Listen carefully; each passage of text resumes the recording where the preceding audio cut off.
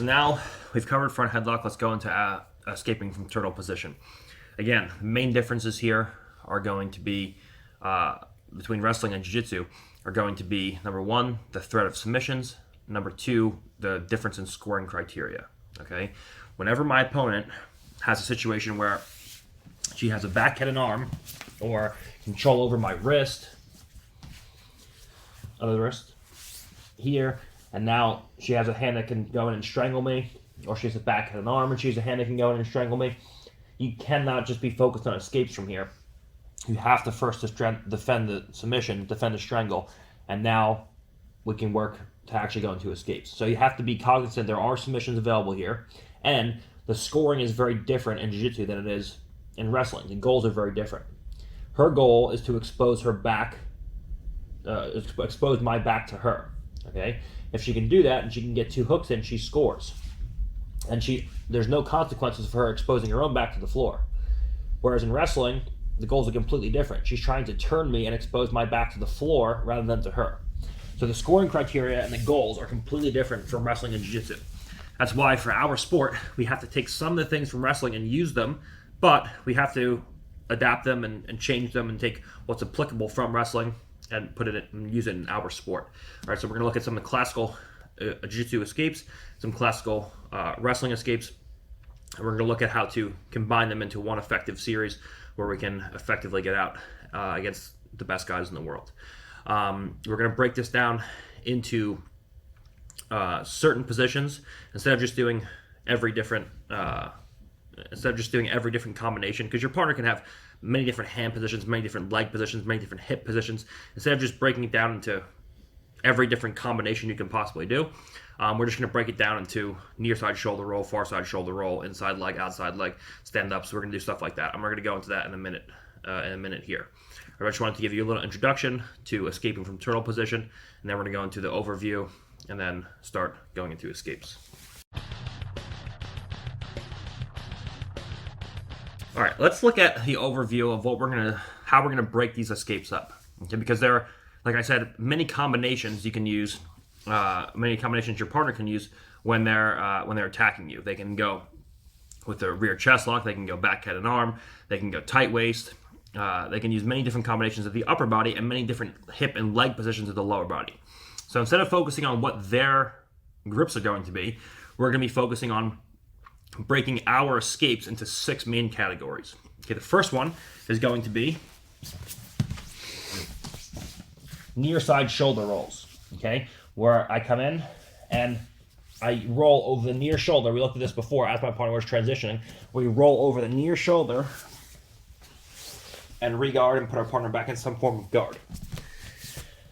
The second will be a far shoulder roll, where we come in, and from here, we hook our partner's leg, for example, and we look to come in, and we hit a far side shoulder roll, where we roll over the far shoulder, and we put our partner down to the floor, and we go into some kind of guard position and recover from there. Okay, so we have near side shoulder roll, far side shoulder roll. The third will be a stand-up, where we come in and we go head first, where we pop up, the head rises first, the hips rise second, and we use standing escapes to get up and get away. The fourth will be hips first, where we bring the hips up first, and from here, the hips rise first, we come into a 4-point, and then we go into escapes by 4-pointing out. All right, so we have near side shoulder roll, far side shoulder roll, standing escapes where we go head first, hips first, and we have a situation where our partner inserts 1 hook and we're still in a turtle, where I have 1 hook in, my back's not taken yet, and I'm not actually defending the back. I'm not escaping the back yet because we're still in a turtle position. We're technically escaping the back, but there's different ways we can do it from turtle position before we roll down to our back and concede our back coming down towards the floor and our partner going to a traditional back attack situation here. And then the sixth is defending submissions. My partner gets a garrote and she gets a strangle arm around my neck, for example. Defending submissions from here. And if my partner locks a crucifix and we fall into situations where we fall down like so. My partner has a crucifix. How we can go into some basic escapes from here. We're not going to spend a ton of time on this because it's a completely different scenario, but I'll show you some basic escapes on how to escape crucifix as well, provided your partner enters in to the situation from a turtle position. Okay, so our six major scenarios, major ways that we're going to break down these escapes will be: 1, near side shoulder roll; 2, far side shoulder roll; 3 and 4 will be get-ups. Standing up with the head first, where the head rises first, then the hips go second, and where the head stays down, the hips come first, and then the head follows, or we roll into guard or whatever the case is from there. Then our partner puts one hook in, maybe breaks us down to a hip and inserts a hook or throws a hook in right away, defending a hook while we're still in turtle or 4-point position, and then working on defending submissions, not getting submitted if my partner has a backhanded arm, and then if my partner locks crucifix, how we can go into some crucifix escapes and work from there. All right, so that's going to be the general overview of how we're going to go into escapes, starting from escaping with the near side shoulder roll and ending with escaping crucifix. All right, so we talked about this a lot in attacking turtle. Now let's talk about open and closed turtle and defending from turtle position. Just for you guys who haven't seen the attacking turtle, this is super important. There are two types of turtle positions we can play from here. We can play it with a closed turtle, and we can play with an open turtle. Now, what are these? A closed turtle is a situation where I have elbows and knees very close together, normally inside my shoulders, like so. Okay? And it'll look like this. An open turtle is where I have a very wide base with my knees and elbows like so, with the elbows and knees far out past my shoulder, the width of my shoulders, like so. Here. The advantages of a closed turtle is that it will be very hard if I have a partner behind me to insert a hook in or to insert any kind of backhanded arm from here. Okay, they can actually connect our hands in any meaningful way. All right, so that's the advantage of this. The disadvantage of a closed turtle is that my partner can easily off-balance me and knock me down to a hip, like so. Where now from here, if I stay in this position, she locks the backhanded arm, and now she can easily put a hook in and start taking my back. If I go to get up, she can easily insert a hook, and she's halfway to my back. Okay? So that's the advantage. If I want to stay in a turtle position, if I have closed turtle, and my goal is to stay in turtle position, you can't stay here with partners who should knock you down to a hip. If your goal is to fall to a bottom pin, that's fine. You just stay here, and your partner can pull you. And instead of falling to an elbow, I just fall, and now I just turn, and I'm pinned in bottom side control, which, in my opinion, is better than having someone being behind you in turtle position. So your advantages in closed turtle, that's much harder for your partner to insert hooks, and much more difficult for your partner to insert any upper body, meaningful upper body grips. Okay? The disadvantages is that you're very unstable side to side, and your partner can easily knock you down to a hip and then to an elbow. Now, this can be a disadvantage if you are talking about, if you're talking about not being scored on, or you just don't want to end up in bottom side control, you don't want to end up on bottom. This can be a disadvantage, but it can also be an advantage if you think about it from a pure jiu-jitsu submission standpoint, where you'd rather be in a bottom pin than have your back being taken. So the disadvantage is that you're not very stable. Your partner can knock you down to a hip, and you'll end up here. Okay? The advantages of an open turtle is that from here, when your partner goes to knock you down side to side, you are very stable, and it's very hard to off-balance you from here. The disadvantages is that it's relatively easy for your partner to insert a hook or two, like so, or if they can't insert hooks, to go and play with an upper body grips and making meaningful upper body grips in some way, like so. Okay, so there's the disadvantages.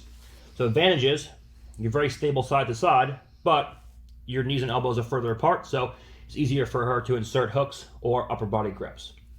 So what you want to look to be doing is to be playing somewhere between an open and a closed turtle. You don't want to be so tight where you can get knocked over, but so open where your partner can insert hooks. So in general, I play with a relatively closed turtle until I feel my partner go to knock me down to a hip, and then I open the turtle.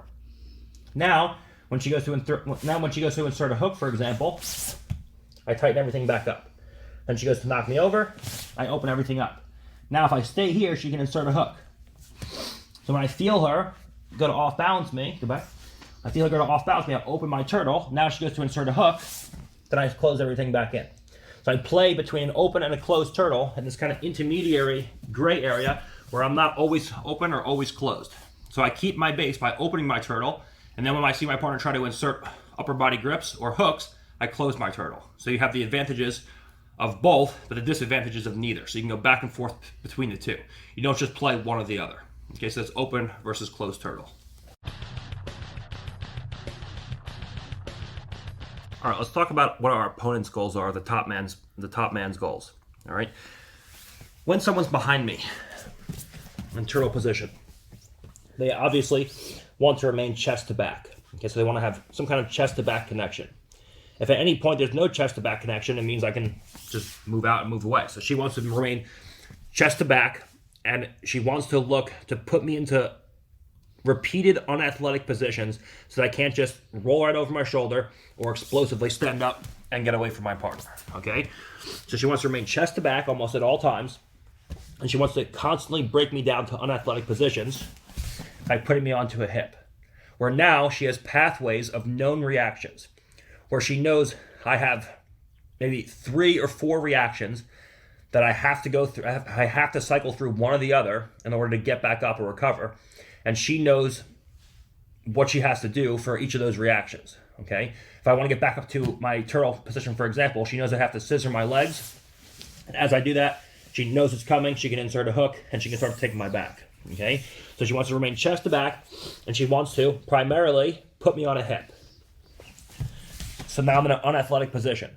Before I can escape, I have to get back to turtle position to put myself back into an athletic position. I'm very unathletic from here. If I try to explode up, there's no way I can do it. If I try to shoulder roll, there's no way I can do it. So in order to escape, minus turning and facing my partner and accepting a bottom pin, if I don't want to get pinned, the only thing I can do is to come back to an athletic position. And now, once I'm here again, now I can start to go into my escapes. So she knows this. So if she can remain chest to back and she can put me consistently and repeatedly down to unathletic positions, where she has a path of known reactions, where she knows what I have to do in order to recover, she can be successful from here, okay? The purpose of putting me down to a hip is to insert a hook.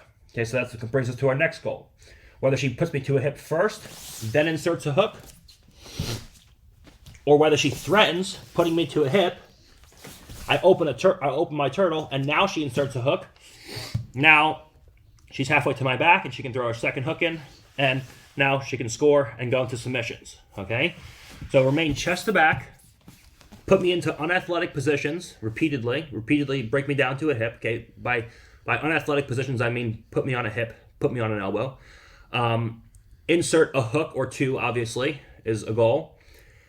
Look for opportunistic strangles, where if at any point she's chest to back and I don't have a defensive hand and my chin comes up, she just puts in a strangle, and now just one hand. Good. And now she can go and grab my wrist with a garrote, and now she can go into various strangulations from here. Or if I make a typical wrestler mistake here, where I come up to a referee position, I have no defensive hands, I look to go into a stand-up. Before the stand-up comes in, the strangle comes in, and now I'm worried about my neck, and now 2 hooks come in, and now I'm getting finished from here.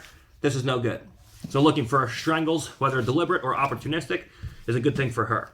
Okay? And finally, if at any point she's chest to back, and I start going too far out and away from my body with my hand, she can come in, she can block my elbow with her left knee, she can use her right leg to scoop my arm, and now she can start going into crucifix situations where she can roll me through, she can strangle me, she can do all kinds of things from here. Okay, so she's looking to isolate an arm to move into a back crucifix. All right, so her goals, the top person's goals, we're looking to remain chest to back, we're looking to constantly put the bottom player into unathletic positions, breaking them down to a hip, so I have a path of known reactions where I know exactly what the bottom man has to do in order to recover, and I can react accordingly. Looking to insert hooks, either after we break our partner down to a hip, or threaten knocking them to a hip so they open the turtle, and then we can insert hooks. We're looking to put in opportunistic strangles, and we're looking to go in and lock crucifix. Okay, those are her main pathways to victory and for her attacks, okay, to control me, because those are very general ideas she's working with as far as what her goals are from top position. Now let's look at what my goals are from bottom position. All right, so we looked at some general goals for the top player. Let's look at some general goals for the bottom player. All right, first and foremost, obviously we have to defend submissions. If we allow our partner to lock a backhand and arm and our chin comes up and we get strangled, match is over. If we move to referee position and our chin comes up and our partner strangles us, match is over. So the first thing is we're looking to, number one, defend submissions. Number two, defend the score. Okay, not just because we're working from a point situation and if my partner gets 2 hooks or body triangle, they score, but because if your partner actually puts 2 hooks in and they score, you're now have your back taken and you're very close to being submitted.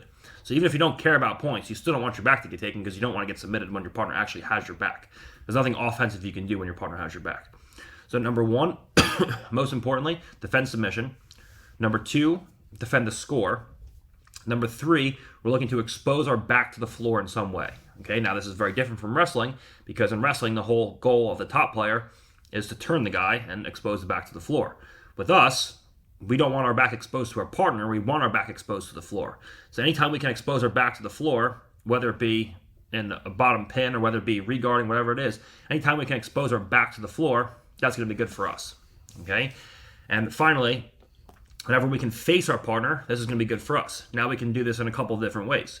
We can roll to guard, for example, and expose our back to the floor and we can face our partner, but we can also use standing escapes to face our partner. If my partner's behind me, and I look to use a standing escape, where from here, I come up and I stand up. Now from here, I don't expose my back to the floor, but we can come through and we can face our partner, and now we're out of the position, okay? So we're looking to, number one, first and foremost, defend submissions. We can't get submitted right away. Number two, we're looking to avoid a score where a partner puts 1 or 2 hooks in. Okay, that's no good. Number three, we're looking to expose our back to the floor, and along with that, face our partner, either by exposing our back to the floor and regarding in some kind of, or getting pinned, whatever the case is, not exposing our back to them, but exposing to the floor, and facing our partner, whether we face our partner by rolling and exposing the back to the floor, or by standing up and turning and facing our partner. Okay, so some general rules of thumb, some general rules and some goals we're going to be working with as the bottom player trying to escape turtle position. All right, so when we're escaping turtle position and many other positions, you have to understand that what is the best technical answer may not be always the best tactical answer. Okay, and the onus is on you to decide that depending upon what environment you're in. Okay, so for example, when someone puts me in a turtle position, the best technical advice I can give you is always just to expose your back to the floor and give up any kind of bottom position or any kind of bottom pin. That's the best technical advice I can give you, and it's going to get you the furthest away from being submitted, which is of course the end goal of jiu-jitsu. But when you're working tactically, maybe you're dealing with a guy, maybe you're a person who doesn't have a good bottom guard, for example. Okay, I have a great bottom guard. Maybe you don't. Maybe you don't want to be in bottom position. So maybe instead of giving up a pin, maybe you don't want to be in bottom position and expose your back to the floor. Maybe you want to tactically stand up and get away from your partner. Maybe you're a better wrestler than them. So maybe if you stand up and get away, yes, you're risking giving up your back. So it's not maybe always technically the best answer, but if you do get up and get away and the risk of exposing your back for longer does pay off, you can take your partner down and get on top of them. Or let's say I get taken down in ADCC, for example, and instead of getting taken down, I expose my back and I turn to turtle position, which I would never do. I would just accept the takedown. But maybe it's 45 seconds left. I'm up by 1 point. I don't want to give up the 2 points for the takedown. So instead of falling to my butt and accepting bottom position, I turn to turtle and I don't get scored on. Okay. Maybe you're doing a submission only event where someone passes your guard and you turn to turtle and you try to start rolling into their legs instead of turning to turtle you stay in turtle and try to roll into their legs or stand up versus trying to fall to your back and give up a top side control pin because it looks bad in the judge's eyes. So understand that the best technical option, the best technical advice you're always going to hear from me when you're fighting from a turtle position is to just simply find the quickest way to expose your back to the floor to face your partner to end up in bottom position. But that's just, for me, assuming that you have a good bottom guard and you have a dangerous guard and you're not going to just instantly get passed or get held in a pin if you end up in bottom side control. Okay? That may not be the best answer for you, and it may not be the best answer even for me or for anyone, depending on what tactical situation you're in, whether you're competing, and what environment you're in. So the best technical answer may not always be the best tactical answer. Okay, and I can't tell you what the best tactical answer is because I don't know what situation you're going to be finding yourself in. But understand that technically, exposing your back to the floor is always going to be the number one response. All right, but sometimes you can't do that. Perfect example is when I got taken down my butt to the floor in ADCC 2019 by Lucas Barboza. Normally I would just give up a takedown, right? I would just end up in bottom guard. But I didn't want to accept the score. So I kept exposing my back, going to turtle, and then using standing escapes to get up and fight from there. Then eventually I ended up escaping and taking his back. But technically, it's not what I should have done because my back was exposed that whole time. But tactically, I had to do that. Otherwise, I was going to give up a score and then lose the match. So you kind of have to weigh these options when you're training or competing, and understand that they're not always one and the same. Technically, expose your back to the floor, work from pin escapes rather than exposing your back and working from back escapes. All right, so now let's look at what hand positions the top player can be using. And there's many of them, and there's many lower body positions, there's many combinations we can use. It starts to get a little tricky here, but let's go through some of the major upper body hand positions we can be in. All right, the first is the most common you see in our sport, is a backheaded arm, where I come through under my partner's forearm, over my partner's shoulder, we lock in, and we go with a backheaded arm. This is typically what you see in jiu-jitsu. People chase the head, they try to roll their partner through or break their partner down, and then look to put two hooks in. So they chase the head and they go upper body first, okay? Another position you see is using, this is pretty common in jiu-jitsu as well, is using a tight waist, where we go either with a far tight waist like so, a deep tight waist like so, or better yet, a shallow tight waist like so. And now this hand can be anywhere ranging from the bicep like so, the tricep like so, the floor like so, the near wrist like so, a half claw on my partner's shoulder like so. Okay, so we can use a tight waist with any combination of hand positions with the other hand. We can go to a full claw like so with a tight waist. So the tight waist is very versatile. It gives you control of your partner's hip on the far side, and then you can use your free hand to do with whatever you want on this side. Okay, we can use a thigh pry, where I take my hand inside my partner's thigh and we use a thigh pry like so. This is used when my partner tries to go into standing escapes to put weight over my partner's head. I don't actually think I covered this in the attacking turtle, because I didn't know about this then, because I was terrible, as I was every 6-month cycle. I think I was terrible 6 months ago, but I don't actually think I used thigh pries. I should have used thigh pries, but we can use thigh pry like so. So my partner goes to pop up, they can put weight on the hands and the head can come up. We can use single thigh pries. We can use double thigh pries like so. So now my partner goes to explosively stand up. There's weight on my partner's hands, and it's difficult for her to just pop up to her feet. Okay, so you can use single or double thigh pry. In combination with the thigh pry, we can go in and we can use any of the various grips that we used before with the tight waist. So we can use a tight waist with those initial grips, or we can use a thigh pry as well. Okay, the thigh pry will generally put more weight on your partner's hands and put more weight onto your partner so she can't explode up. And the tight waist is generally better for pulling your partner down to a hip. So I go back and forth between those two. Okay, so we can use thigh pry and double thigh pry, okay? We can also use situations where I have my two hands underneath both of my partners, like so. And we can control our partner's wrists. We can go into a chest lock, like so, and go into a high rear chest lock. So my partner goes to explode up, we can start putting weight on the hands like this. And we can take two hands and we can go underneath our partner's two arms and we can play from there, okay? So there's many combinations we can use, ranging from back, head, and arm, like so, ranging from tight waist combinations, thigh pry combinations, chest locks, claw variations. There's many different things that we can use, that my partner can use from here. And the goals of all these positions are to either one, keep weight on my partner's hand and make it hard for the head to come up for her to explode to her feet, or knock her to a hip. Okay, these are the goals of these hand positions. To keep weight over my partner's hand so she can't come up with the head first, or to knock her to a hip so she can't raise the head or bring the hips up and start to explode up to an athletic position and get up and get away, or shoulder roll. Okay, so those are some of the combinations of the upper body grips my partner can use, ranging from back, head, and arm, which is the most common, a tight waist with any variety of different placements with a near hand, which is also very common, a thigh pry, which is very common in wrestling, but less so in our sport, and variations of claws, near shoulder, far shoulder, in combination with tight waist, thigh pry, combinations there. And you have two hands under, you can go double wrist or chest lock to put weight on my partner's hands. So there's a lot of things that we can do from here. These are the main grips that our partner's going to be using from top position, and we have to know how to deal with, address, and deal with each one of these. All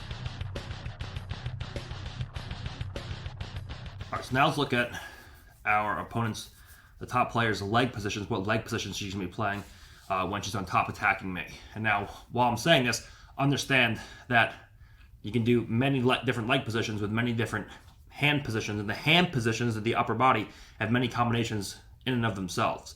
So now imagine combining the lower body leg positions with the upper body combinations, and you have lower body and upper body combinations. There's a lot of different combinations that you can form here. Okay, that's why I'm not just doing every single combination, going through every single move. I'm just breaking down into near side versus far side shoulder rolls and yada yada. Okay, so partner's going to be down. Let's look at some of the leg positions we can be in here. One is I can be in a situation where my one knee is down, my one knee is up. No one's ever going to have two knees down. You're never going to control anybody from here. So if someone has two knees down, just know it's very easy to escape. You can just easily shoulder roll or easily stand up and get away. There's nothing holding your partner down from here. So you're always going to have one knee down next to your partner's knee and one knee up. Okay, now where this leg will be depends on you. All right, you can have a knee down and you can have a leg splitting your partner's legs. Where now, if you're naive, your partner can start rolling into your legs, especially if your knee is down and you split your partner's leg. Okay, now from here, she can just reach through, grab your legs, and roll through into your legs like so. Okay, that's why I generally don't put two knees down outside my partner's legs, because she's just going to stand up. And I generally don't put two knees down inside my partner's legs, because now from here she's just going to roll through and start to expose my legs. So I generally step, if I have one knee down, one leg up, I generally step a knee outside my partner's far hip, so I have two legs outside my partner's legs. So now she can't roll through into my legs, and I have better control over my partner's hips. So when she goes to move around from here, I can have my partner's two hips controlled between my two knees. Okay? We can move into a situation where we have our back knee down and our front knee up, like this. You see this a lot in MMA where people are trying to punch each other. Great for that, but pretty easy to defend. So we're going to look at how to defend this as well, because this is actually a pretty common position you can find yourself in from here, with the rear knee down and the outside leg is stepped up.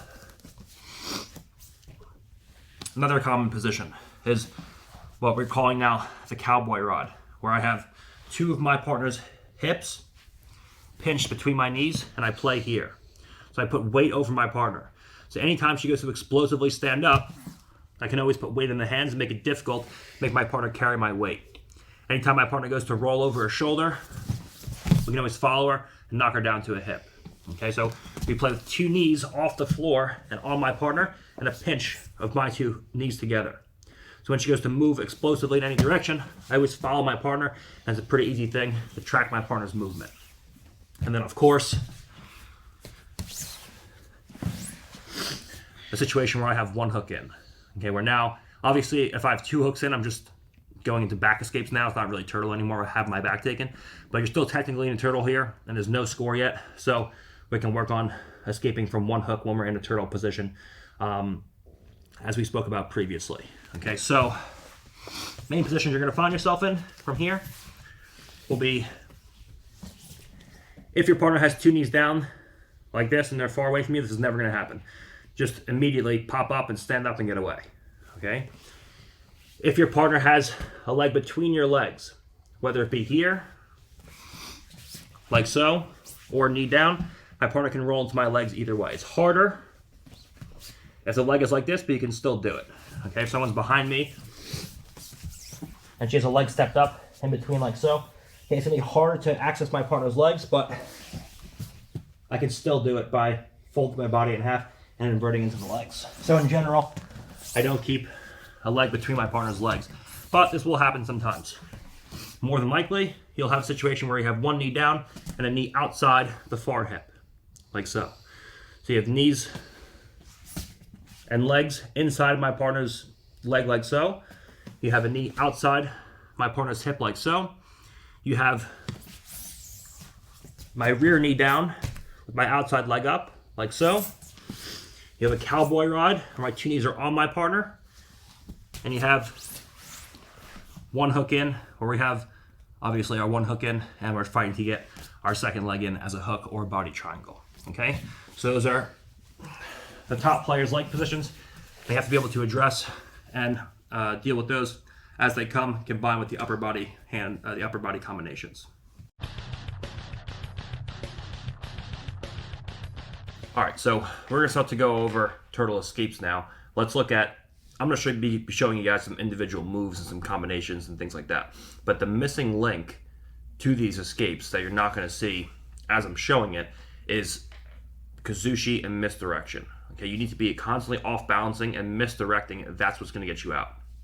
If my partner's behind me, she knows what my escapes are going to be, or they know where my escapes are going to be. If I just go for a near side shoulder roll without any movement beforehand, she's just going to go in, lock a back head arm, and follow me. So what really gets you out of these positions is misdirection and off balances. So for example, if she's behind me, if we're here and there's no movement, and I just immediately come in and I just go to near side shoulder roll, she just goes in, she locks the back head and arm, and she follows me. So let's say from here, instead of going for a shoulder roll, from here I start to move my hips away from my partner. So now she has to put her hand on the floor for base, she's following my hips, and now from here we go into a shoulder roll. Or let's say she's behind me, she has a tight waist, she has her hand on the floor. Instead of going for a shoulder roll, I fake like I'm going to stand up.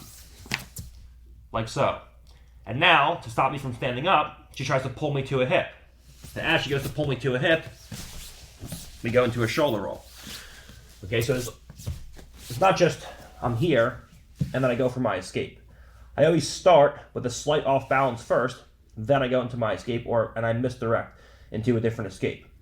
Let's say she's a back-headed arm, for example. All right, from here, I can't just go into any of my escapes. I have to first create some kind of off balance where now from here we can come up, we can trap our partner's leg, we can pop up into 4 points, and we can start escaping from there. So while we're learning these individual moves, understand that how you chain these together is through constant kazushi, off balancing your partner, and misdirection, where I fake going in one direction and I go back in the other direction. Okay. So understand, as we're watching this, the key that's going to connect the dots with all of these escapes is going to be always kazushi, misdirection.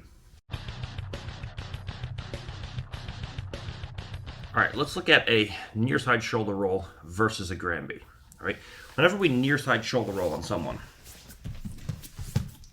we're rolling over our near side shoulder, usually with the intention of putting my partner back in some kind of guard. So when I go near side shoulder roll, I roll over my shoulder, like so, and now from here we can put our partner back in guard. When I Granby, however, instead of going near shoulder, I go near shoulder to far shoulder. So I go over my shoulder blades, usually with the intention of getting back up to my feet and creating distance. Okay? So if I go near side shoulder roll, I just go in here, and then we put our partner back in guard. If I go into a Granby, however, now from here, I go shoulder to shoulder, and we usually finish on our knees facing our partner. Okay? So understand the difference between a near side shoulder roll and a Granby. A near side shoulder roll, we just roll over our shoulder, will usually put us back in some kind of guard. If I roll through here, it's hard to get up to my knees and face my partner. If I Granby, however, now from here, I start on the near shoulder, and from here, I just roll across my two shoulder blades. We end up facing our partner in some form of classical wrestling position. Okay, so both of these are good. Whether you choose to use one or the other is up to you and depends on the situation. But just understand there is a difference between rolling to guard. Someone's behind me. We come in. We roll to guard. And we come in.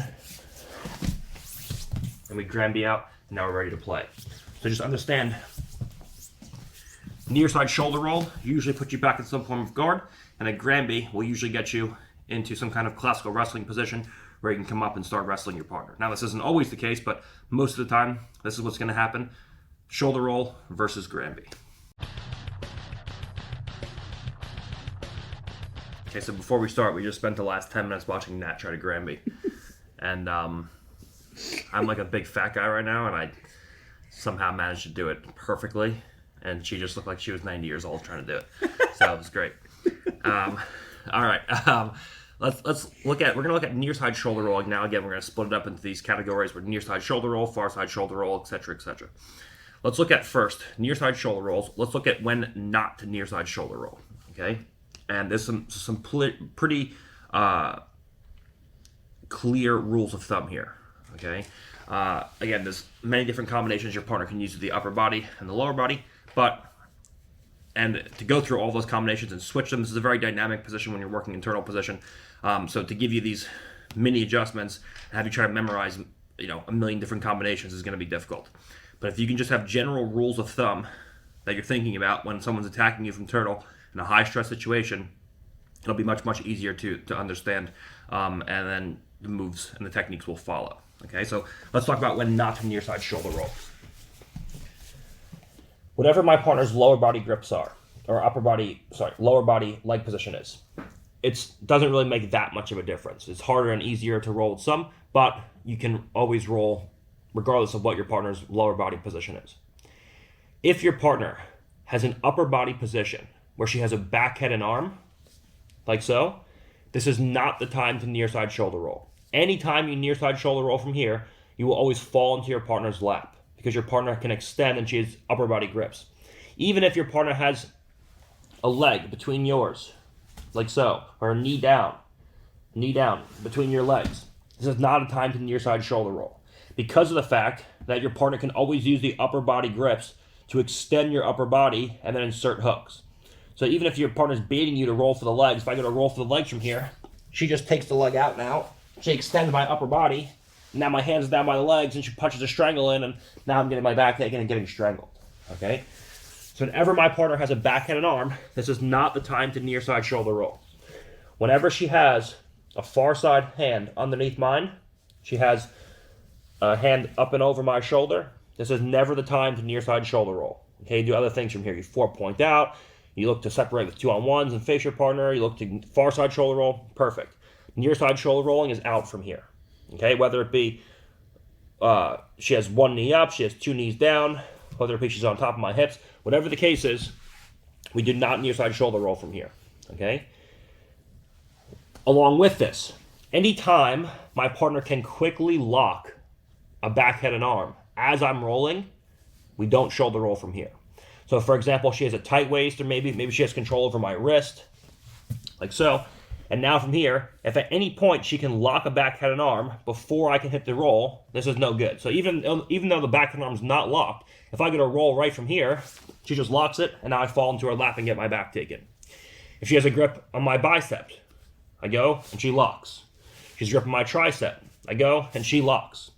So anytime that she can easily have access to a back, head, and arm, I do not shoulder roll.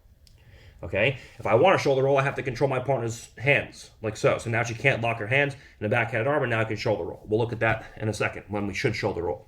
Okay? Another time I never near side shoulder roll is when my partner has access to any kind of claw grips, whether it be on the shoulder, here, like so, or whether it be a full claw, like so. Because now when I go to near side shoulder roll, she just follows me at the upper body. She creates that extension. And now from here, as I go to shoulder roll, I fall into her lap. And I can never get my upper back to the floor. Okay? There's an exception to this where we can trap our partner's elbow. And we'll look at that in a second. But if I don't trap my partner's elbow, whenever my partner has some kind of chest to back contact where her chest is connected to my upper back and she has her hands locked or any control of my shoulders, this is not a time for me to near side shoulder roll. Okay? Ultimately, what I'm looking to do when I near side shoulder roll and put my partner back in guard is to deny my partner access to upper back exposure. Okay? So what I want, even if she has to follow me from here, what I want, gonna follow me, like trying to fall to your hip and take my back. What I want from here, my lower back is exposed to her. I don't care about that. What I'm trying to do is to create upper back connection to the floor, so that my upper back is nowhere near her, nowhere, and is not exposed to her. If she can keep my upper back exposed to her, she's going to be able to take my back most of the time. Okay? When I roll over the near shoulder with a back, head, and arm, she has chest to upper back connection. So when I roll, you see my upper back is still well exposed to her here. My upper back's nowhere near the floor.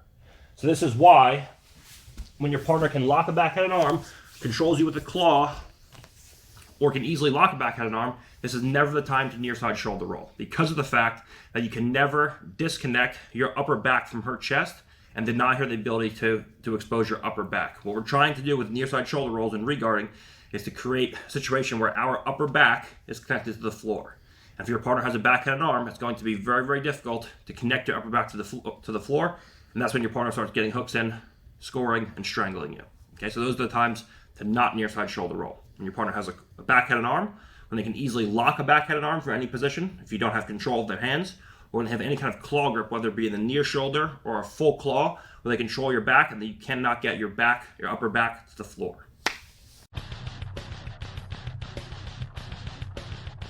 All right, we looked at when not to near side shoulder roll. Let's look at when we can near side shoulder roll. And again, there's many different combinations, but I'm going to break it down in a very simple, the simplest way I can for you guys.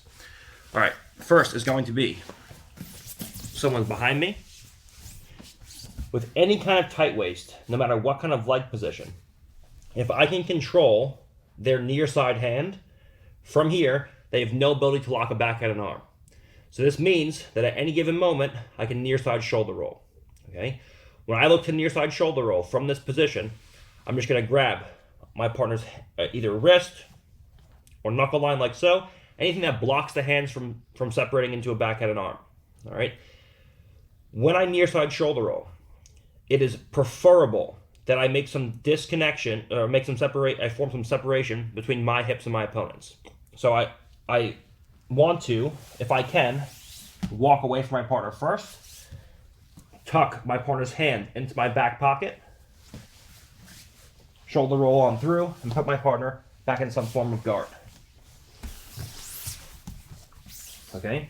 So, first thing is, she has a tight waist. Any kind of tight waist from here, whether it's a deep tight waist, whether it's a shallow tight waist, whatever leg position she wants, she can go 2 knees down on the side of me. She can go 2 knees up on top of my hips. Doesn't make a difference, okay? As long as I can control my partner's hand I can near side shoulder roll from here. Okay, preferably, what I want to do is create some disconnect in the hips. I can't always do that. Right now, I'm between your knees, so it's going to be hard to do that. But I can still shoulder roll through and recover into some kind of guard. Okay? So, that's the first one.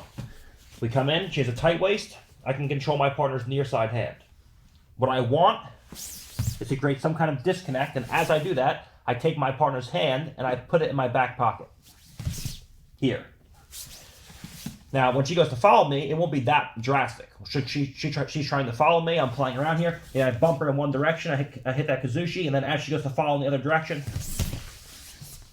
we go in and we roll through. I can't always do that. Maybe she's covering my hips. She's doing a great job of covering my hips. So from here, we come in and we just go right into a shoulder roll. She tries to follow me through. Go ahead. We can always create that upper back connection, or from here, we can scoot and we can put our back on the floor. Okay, we'll look at that a little bit later, about how to actually escape once we roll through if our partner tries to follow us. Okay. Similarly to that, my partner uses a thigh pry. She goes inside my thigh, like so. Anytime I can control my partner's near side hand, we can roll just as easily. Okay. The thigh pry is usually going to lead your partner's hips being a little bit better connected to yours. Okay, because she's a little bit closer. She has tension now running through the hand. So when I go to move my hips, she moves with me. But as long as I can shove my partner's hand into my back pocket, and she goes to follow me from here, it's a pretty easy thing to roll through and to create that disconnection at the upper back and the chest. Okay? If my partner has a chest lock, where from here, she locks her hands in. All right? Now, this is kind of an exception. I can shoulder roll, but you have to do it in a proper way. Because right now, her upper back and my upper back are connected. So if I just roll, and I fall into this position, you notice now, there's no disconnect between her chest and my upper back. So yes, my back's still exposed from here. But because my partner has no arms over my shoulder, it's a pretty easy thing for me to, as the second I fall, to angle my hips and chest towards the ceiling and walk out in this direction. Like so. So now once again, my upper back's connected to the floor, not to her chest, and now we can start to bring elbows inside, and when she goes to follow me from here, it's a difficult thing. Okay? So we can do it with a chest lock, provided we do it the correct way. And we'll look at how to escape again later after we actually roll. Go ahead.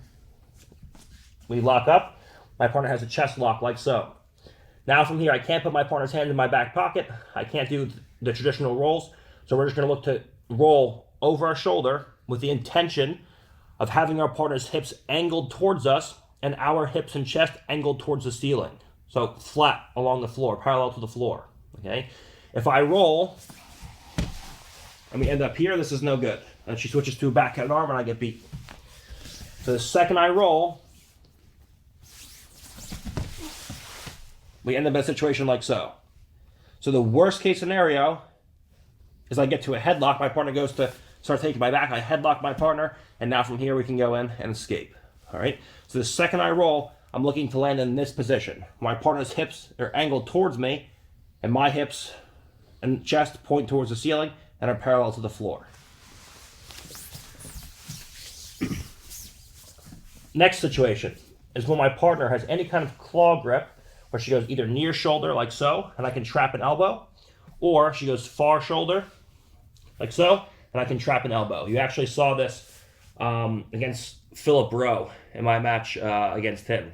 I actually rolled into his legs after I rolled over the near shoulder with control of the elbow. So whenever I see my partner has a claw grip like so, I cannot roll over my shoulder without trapping the elbow. I'll just fall into her lap. But if from here, I connect my elbow to my partner's elbow, and now when she goes to pull this elbow out, it's a pretty difficult thing from here. And now I can roll over the shoulder, where from here, I roll over my shoulder like so, and I bring my two knees to my chest. When my partner from here goes to pull the elbow free, it's a very difficult thing. Let's rotate towards the camera. My partner goes to pull the elbow out, it's a difficult thing. Now from here, claw grip. Now from here, it's a pretty easy thing for me to start reaching up, pulling the claw down, and now my partner has no connection to my upper back with her chest. And now from here, when she goes to start taking my back, it's a pretty easy thing to start monitoring my partner's hands and getting my partner's hands separated. Okay? What I can't allow is a claw grip to come into place. And the second we fall, I fall into her lap. And now from here, she goes in and she locks a backhand and arm. And now my shoulders are controlled. Okay? So the goal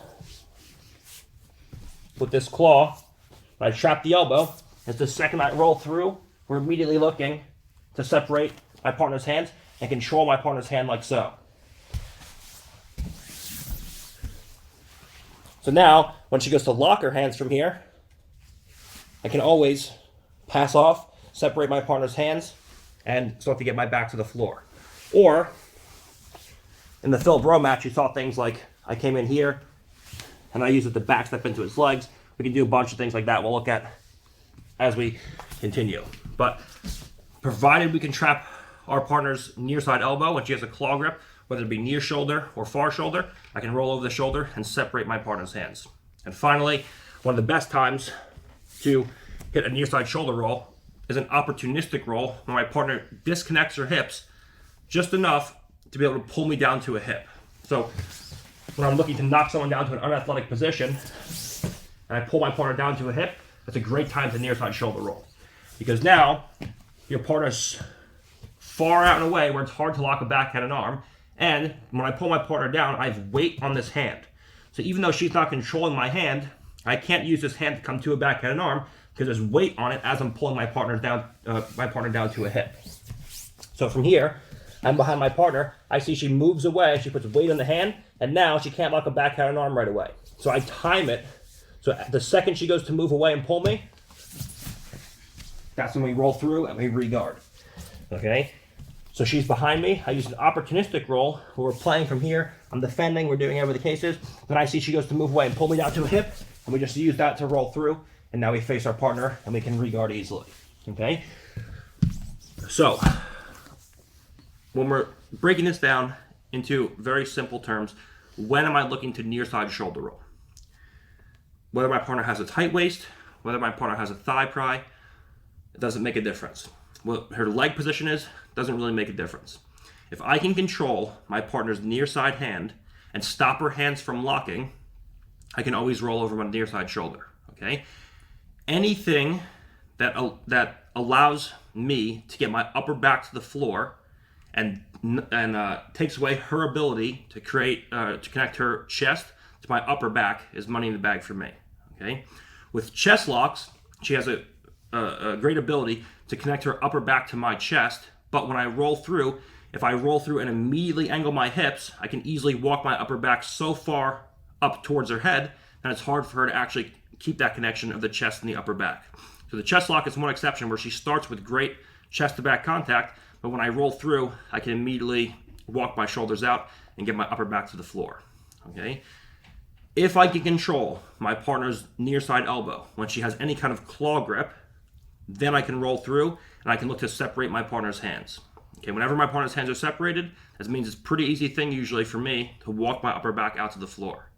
And finally, when my partner goes to knock me over to a hip and goes to create a disconnection between the hips with a posted hand on the floor and looks to knock me down to a hip, that's a perfect time for me to shoulder roll because of the fact that there's weight on the hand and it's hard for her to go in and lock a backhand and arm.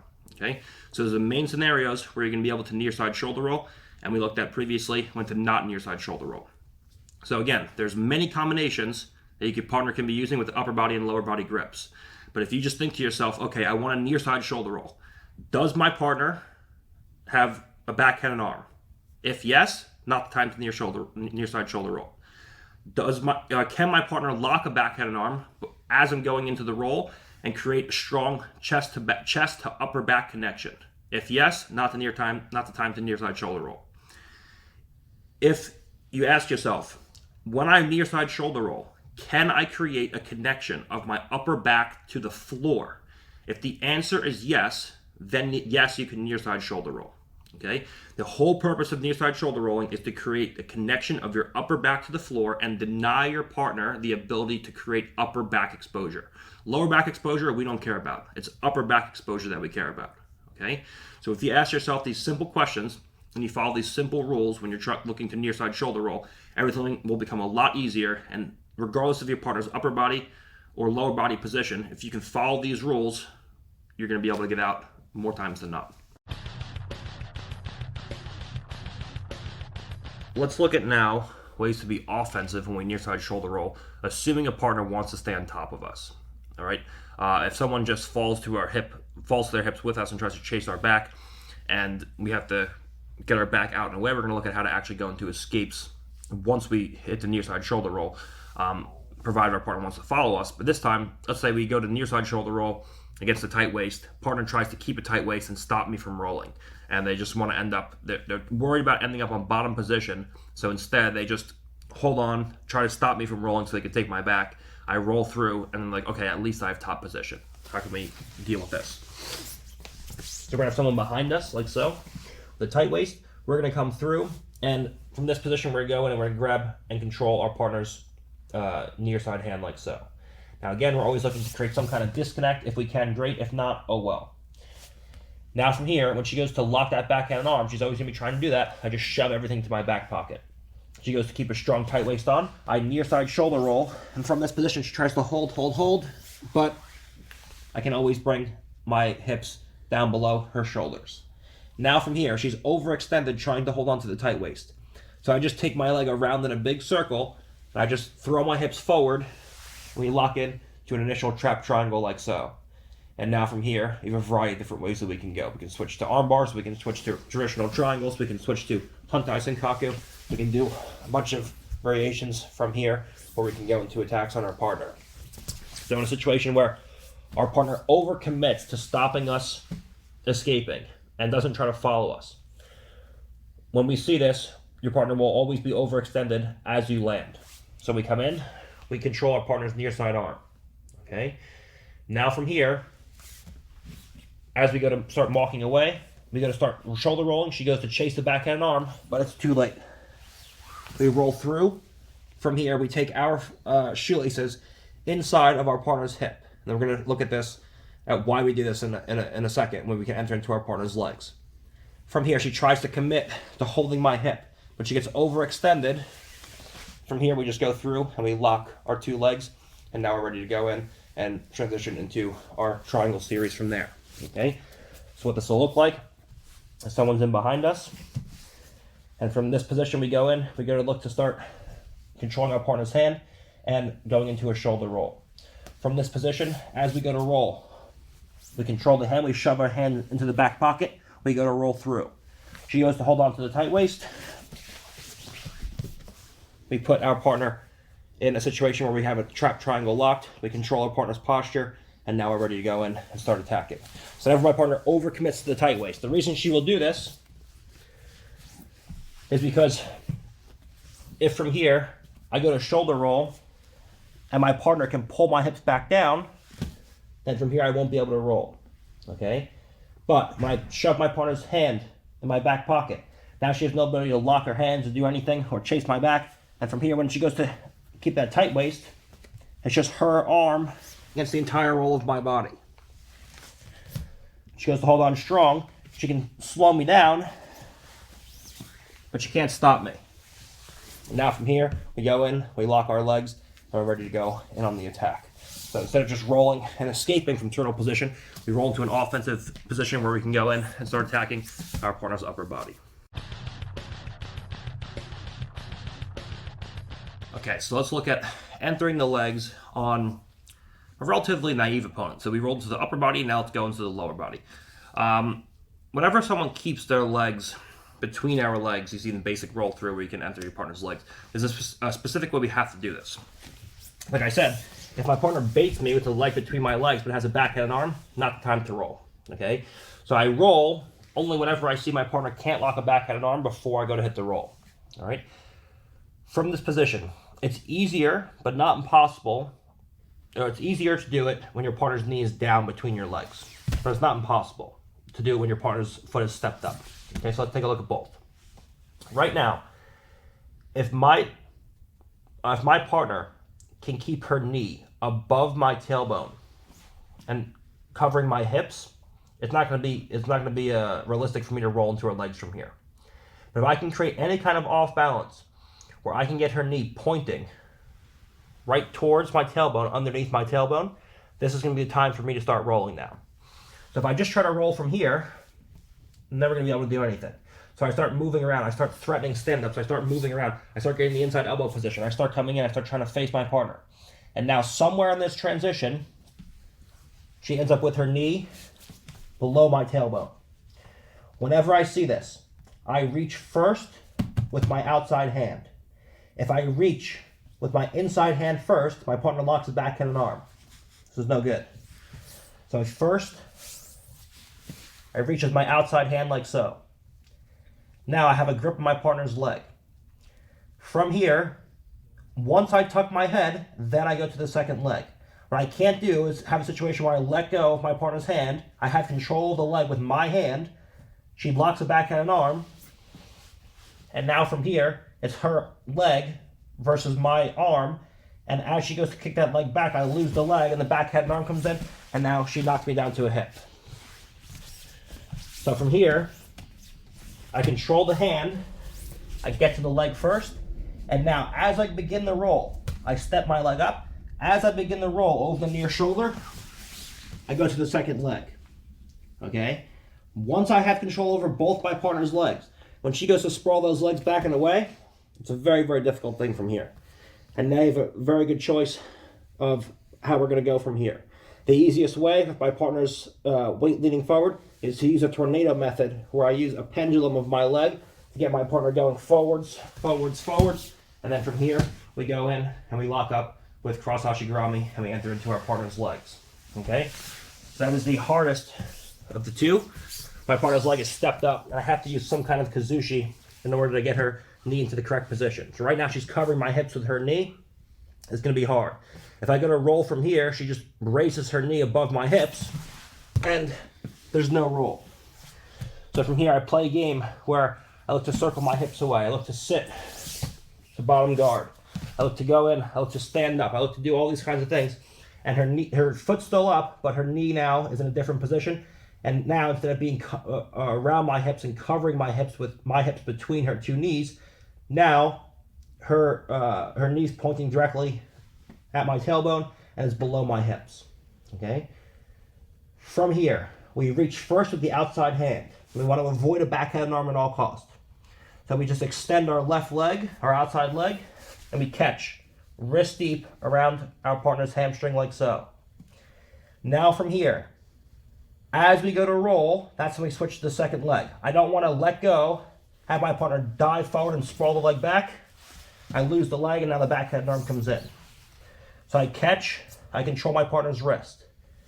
Now from here, as I go to roll, I roll over the near shoulder with the intention of getting my head underneath my own hips. We catch both of our partner's legs now. So when she goes to sprawl back and away, it means nothing. And now I just pendulum my leg forwards, 1, 2, 3, until we get a situation where we can sit our partner down and go into cross hashigurami. Okay? Now, the easier of the two will be when partner is very naive and just sticks her knee right in the middle and puts her knee in the floor. Like so. Okay, this is like a joke. You should be able to roll into your partner's legs pretty easily every time.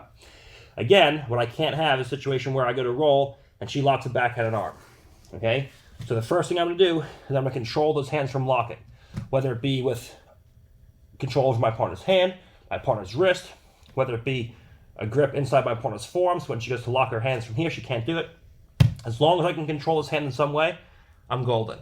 Okay? Or hit a quick off balance where I knock her in one direction to put weight on the hand, and now from here I roll before she can lock a backhand and arm. Okay? Anything that can stop my partner from locking a backhand and arm is what I'm looking for. Okay?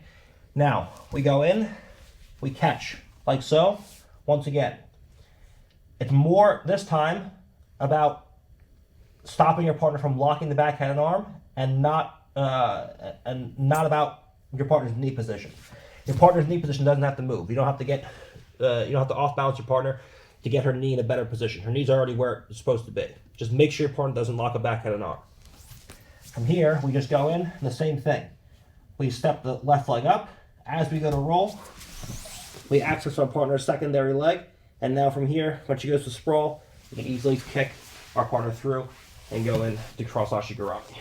So when our partner has a knee down, the only battle you're fighting is the back head and arm battle. If I can stop my partner from locking that back head and arm, we can easily roll our partner through. If my partner's knee is up, however, now from here I have to stop her from locking a back head and arm first, create some kind of off balance where from here we're moving around. I go to sit towards my partner, she goes to follow me, and now we can roll through and enter cross ashigarami. Okay? Always remember, the outside hand goes first. I don't go inside hand right into a back head and arm. You know, outside hand goes first, and now I don't even go right from here. I tuck the head first. So now, if she goes to lock a back head and arm, the hands get thrown to the floor, then the hips come over, and we can sit our partner down to a cross ashigarami. So if our partner is being relatively naive and she has a leg between our legs, with her knee between our two knees, it's a pretty easy thing to roll into our partner's legs, like you've seen a million times if you've been doing jiu-jitsu for any amount of time. And then we can go into our partner's legs and start to attack from there. But there's a very specific way you have to do it. You can't just go naively into a roll, let your partner lock a back head and arm, extend you in the opposite direction you're trying to go, and then your back's taken instead of you rolling into your partner's legs. So that's how we do it safely. All right, so we looked at entering the lower body against a relatively naive opponent. Now let's look at someone who's advanced. We want to enter the legs, and we have to use the threat of an upper body submission first to go into attacks on the lower body.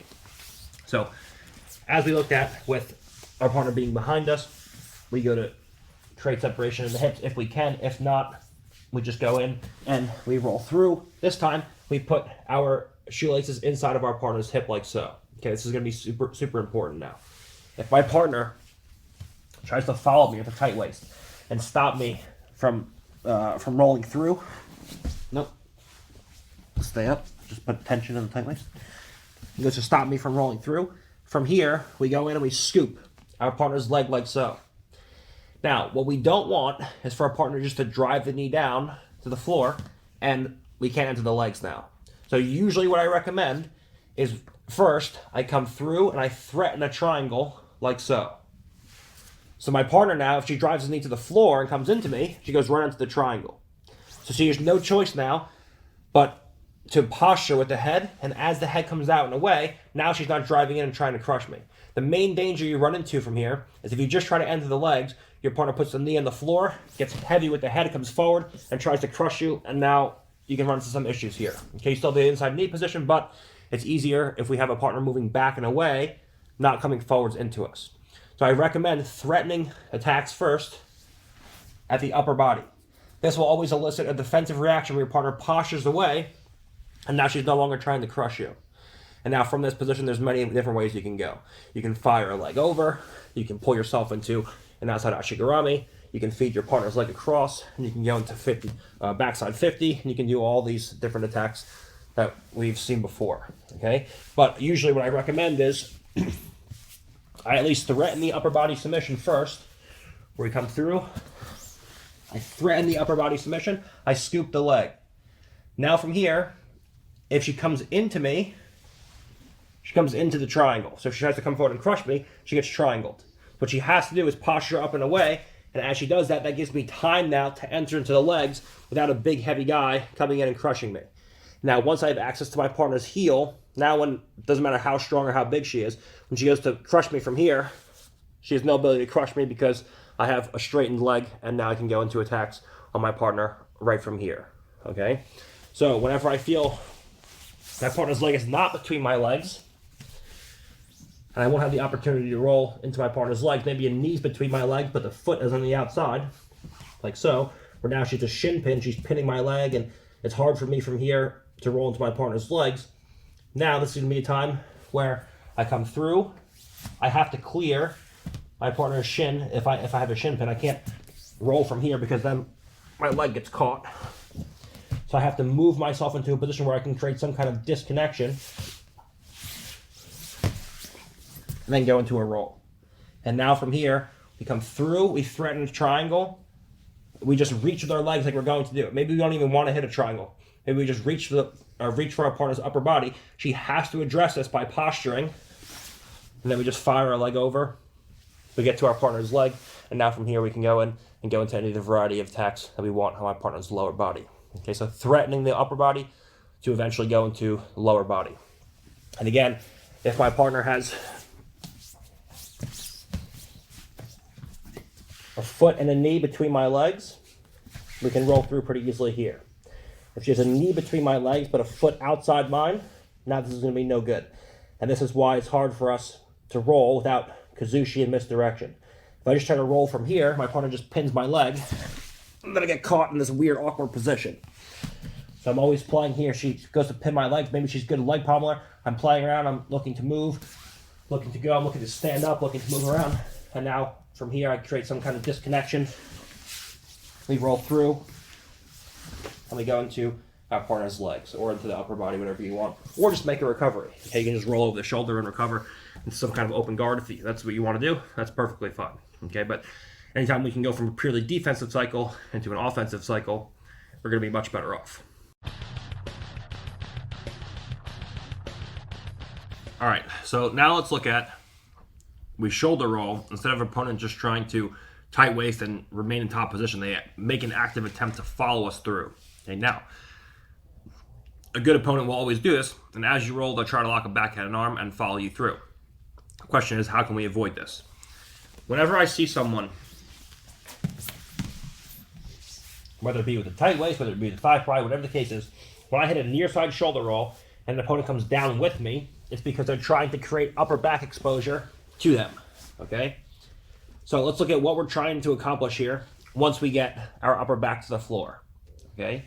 My partner will always be trying to pull my hips down next to theirs, pull my shoulders to theirs, and pull my upper back to their chest. That's the goal, okay? The two things that will keep you safe from here is your ability to put your upper back on the floor and your ability to put an elbow between yourself and your partner, okay? If you can do these two things, your partner will never be able to take your back, never be able to follow you, okay? So let's look at a few ways that we can do this. We roll through, our partner goes to follow us, and we end up in a situation like so. The first thing I look to do is I'm controlling my partner's near side hand. We go in and we control our partner's far side hand in some way, whether it be over the knuckle line, whether it be with a V grip inside of our partner's elbow. We control our partner's two hands. Rotate. Our partner's two hands in some way. So that from here, when she goes to actually pull me back in, she goes to make any grips on my upper body, I can always angle my hips out and away. Okay? Now the danger from here is my partner puts a hook in, either a bottom hook or she puts a top hook in, and she starts dragging me back into place. So the second I see I have both my partner's hands controlled, I just pull my two knees into my chest. When she goes to use her legs in any fashion to take my back, it's going to be a very difficult thing to do from here. And now my upper back is on the floor. All that I have to do now is take my elbow and place it between myself and my partner. Now, whatever happens from here, it doesn't matter. You're out. When your partner goes to take your back, when your partner goes to recover, none of this matters. The only thing she can do from here is look to come on top of you, and you'll always be able to bring everything back inside and at the bare minimum, regard. Okay? So, off of a tight waist, or a thigh pry situation, wherever the case is, no matter where my partner's hips are, we come in, we look to hit a near side shoulder roll, my partner goes to follow me. Okay?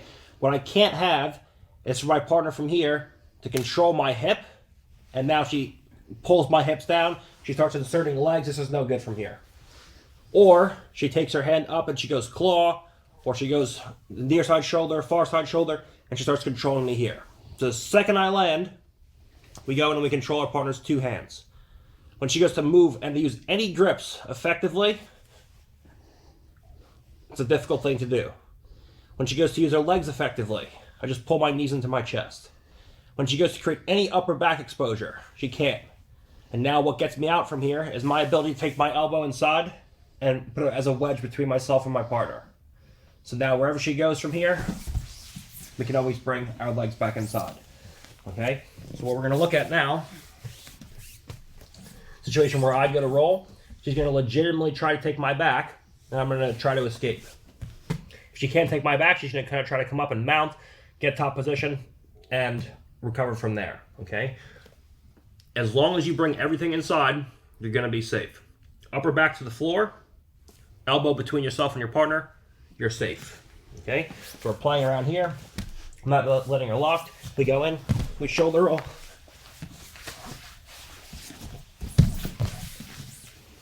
And now we can recover.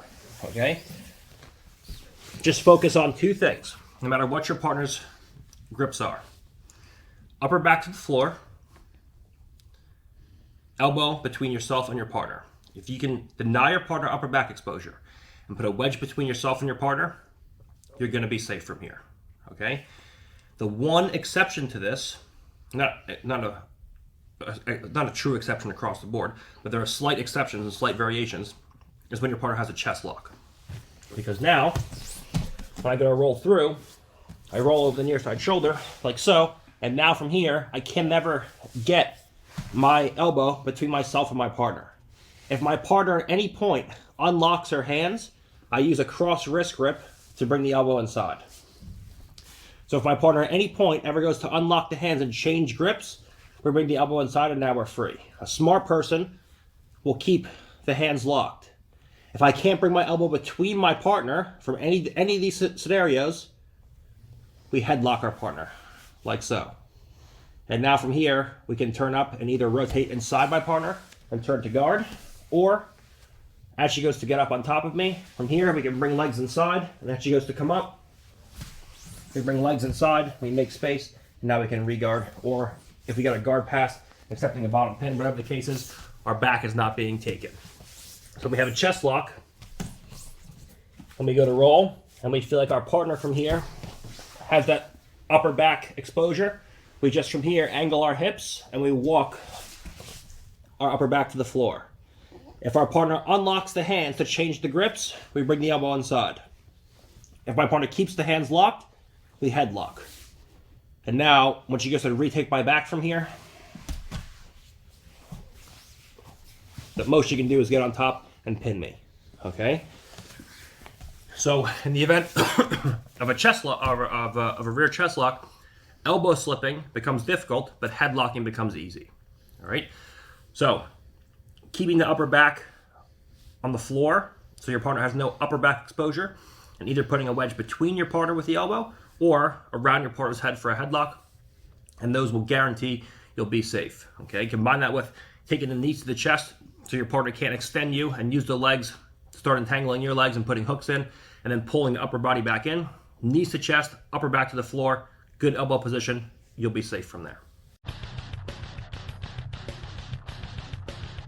All right, so now let's look at how to be offensive or just escape when our opponent has a claw grip and we go into a near side shoulder roll and we trap our partner's elbow. Now, this is a little bit different because when we trap our partner's near side elbow, it prevents your partner from getting on top and pinning you. If we roll out of a tight waist and she tries to follow me, and now from here, I'm separating my partner's arms, it's a pretty easy thing for my partner to pull this arm free. I can hold it for a small amount of time, but you're not going to be able to hold your partner's arm in place for your hand versus them pulling their elbow back and sitting up. When your partner can viciously rip this arm out and sit up, and now from here her head comes higher than yours, and she can get up and start pinning you or rechasing your back if you turn away from her. When you have a wedge over your partner's elbow, and we roll through, where we're in this position, now from here, when she goes to get up on top of you, she's pinned in place. She can't actually get on top of you anymore. So this gives you more time to work during this exchange, okay? Couple of good options from here. Number one is we can go in. She has a claw. We can reach up and we can strip the claw pretty easily from here. Okay. Now, I don't have to escape. If I want to escape, I just make a pass off where we go in 1, 2, and now we scoot out and away. But I can strip the claw, I can switch to Kimura, like so. And from here, I can invert the toes of my right foot, my bottom foot, and I can use this to come up onto my shoulder blades and get my hips over my partner's torso. So now we can come through and we can place our foot to the center. Once our foot is between our partner's legs, we have two good choices. We can either pommel our feet to the outside of our partner's legs. We can hop across the other side where now we have a top Kimura and we can go into attacks from here. We can use our 2 feet to push ourselves to a T Kimura, where from here we just slide up and above our partner's shoulder line. We just hop to a T Kimura, and now we work from here. Or, as you saw in my pretty recent match against Philip Rowe, we can place a leg inside, and now from here, as he goes to bring his knees forward and come in and start to build up to a situation where he tries to heist on top, he can't because of the Kimura, because of the elbow-to-elbow grip, and from here, we can backstep our partner's legs and go into a variety of attacks from there. So a great way to use your opponent's claw. She goes to break you down. You think she's going to be in a good position. I catch, I near side shoulder roll, we end up in a situation like so. When she goes to use this claw effectively, we separate the grip. We separate the grip, and from here, we can lock Kimura. If we don't want to lock Kimura, we just want to separate the grip, we just pass. 1, 2. When she goes to take my back, we're out. But if we want to use it as offense, from here, we just invert our toes, we lock Kimura, and we just build to a situation like so, where our hips are over our partner's torso. And now from here, we bring our foot to the inside. If our partner allows us, we pommel our feet to the same side of our partner's body, and we just hop across the side. If we feel like that's not possible, from here our partner's trying to take our back, whatever the case is, we don't want to stay here too long. We just put our 2 feet, our 2 shoelaces outside of our partner's leg like so, and from here, we just extend our 2 legs, and just hop to a T Kimura. And if we see our partner's knees coming into the chest, where we can backstep our partner's legs like so, we can go in and we can start backstepping into our partner's legs. The dilemma here is knees to chest, knees away from chest, okay? If from here, I try to bring my legs across to one side, and my partner's knees are to the chest, I can't do that. There's no reason why we can't backstep.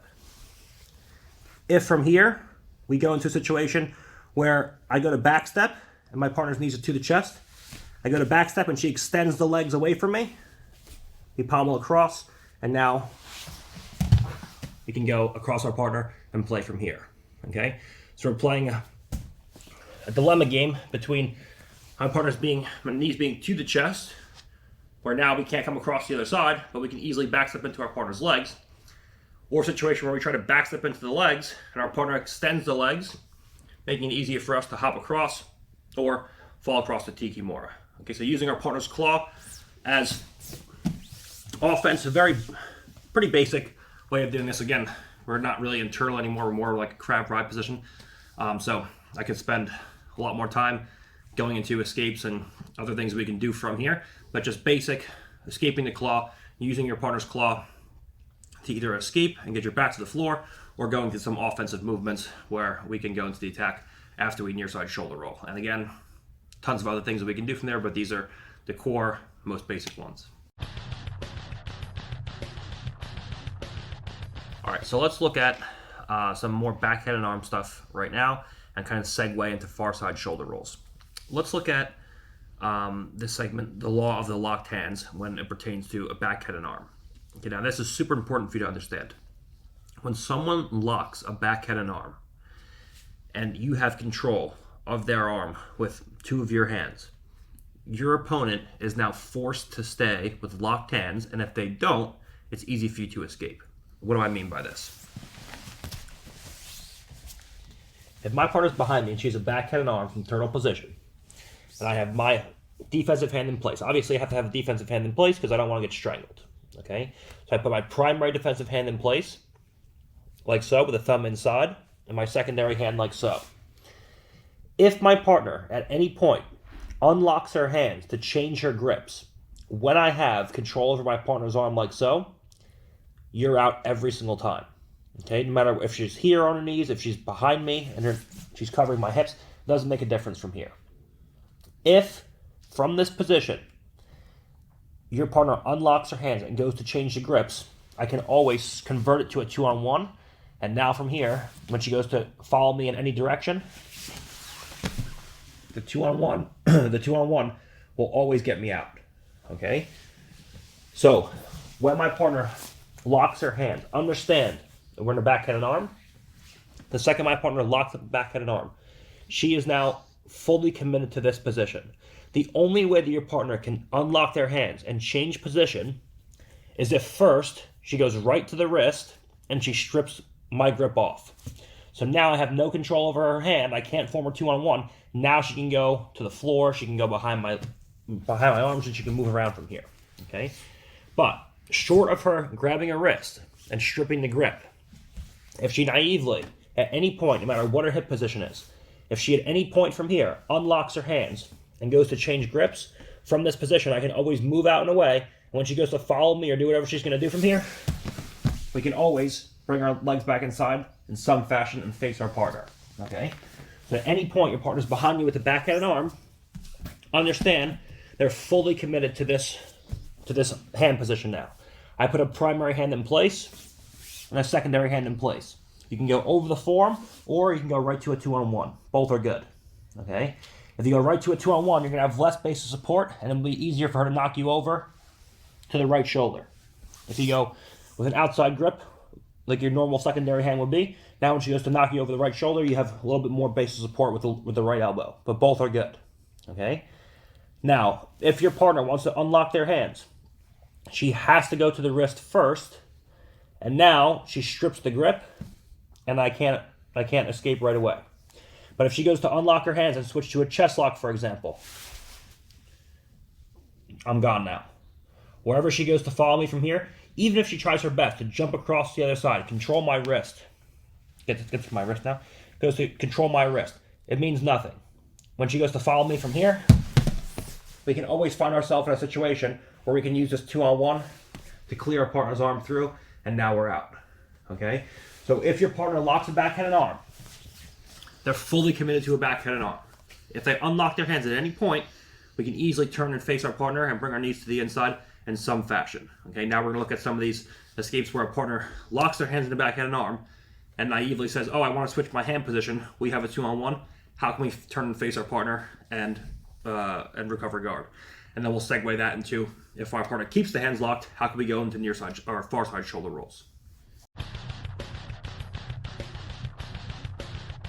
All right, so let's look at the demise of our opponent if they naively unlock their hands and try to move upper body positioning when we have a 2-on-1. All right, so a couple different ways we can go from here. The easiest and most effective way is to just simply turn and face your partner. Okay, so from this position we have a 1-on-1. She goes to take her hand off. We switch to a 2-on-1. Okay, once we get to a 2-on-1 and our hands are unlocked, just think about facing your partner and putting your back on the floor. All right, if all else fails and you forget what's going on, just fall to your hip and put your back on the floor. When your partner goes to follow you, I just fall to my hip and I connect my right elbow to my right knee. My right elbow to my right hip. Like so. Now when she goes to cross face me or lock her hands or do anything like that, she can't. I have all the inside position. And now all I have to do is I have to bring my right arm to a cross shoulder post and just open up my knees. And now we can put our partner back in guard. And we can go from knee to hip, elbow to hip, to elbow to knee.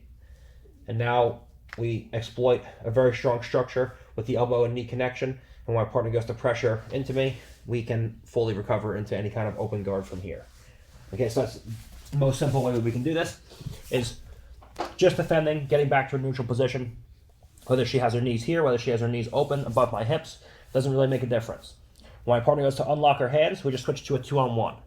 And now from here, we just focus on sitting down to a hip and just going right elbow, near side elbow to near side hip. When she goes to follow me or pass me or move around from here, we just open up the knees.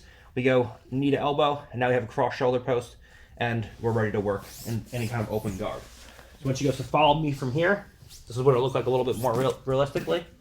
She's a backhand arm with any leg position.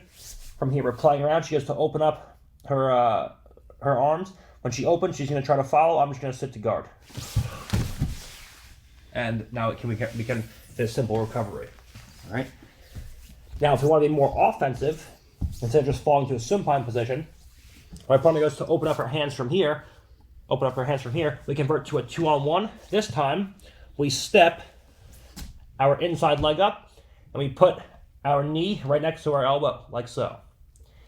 Now, we look to take our knee to the outside of our partner's hip and convert to an arm drag grip.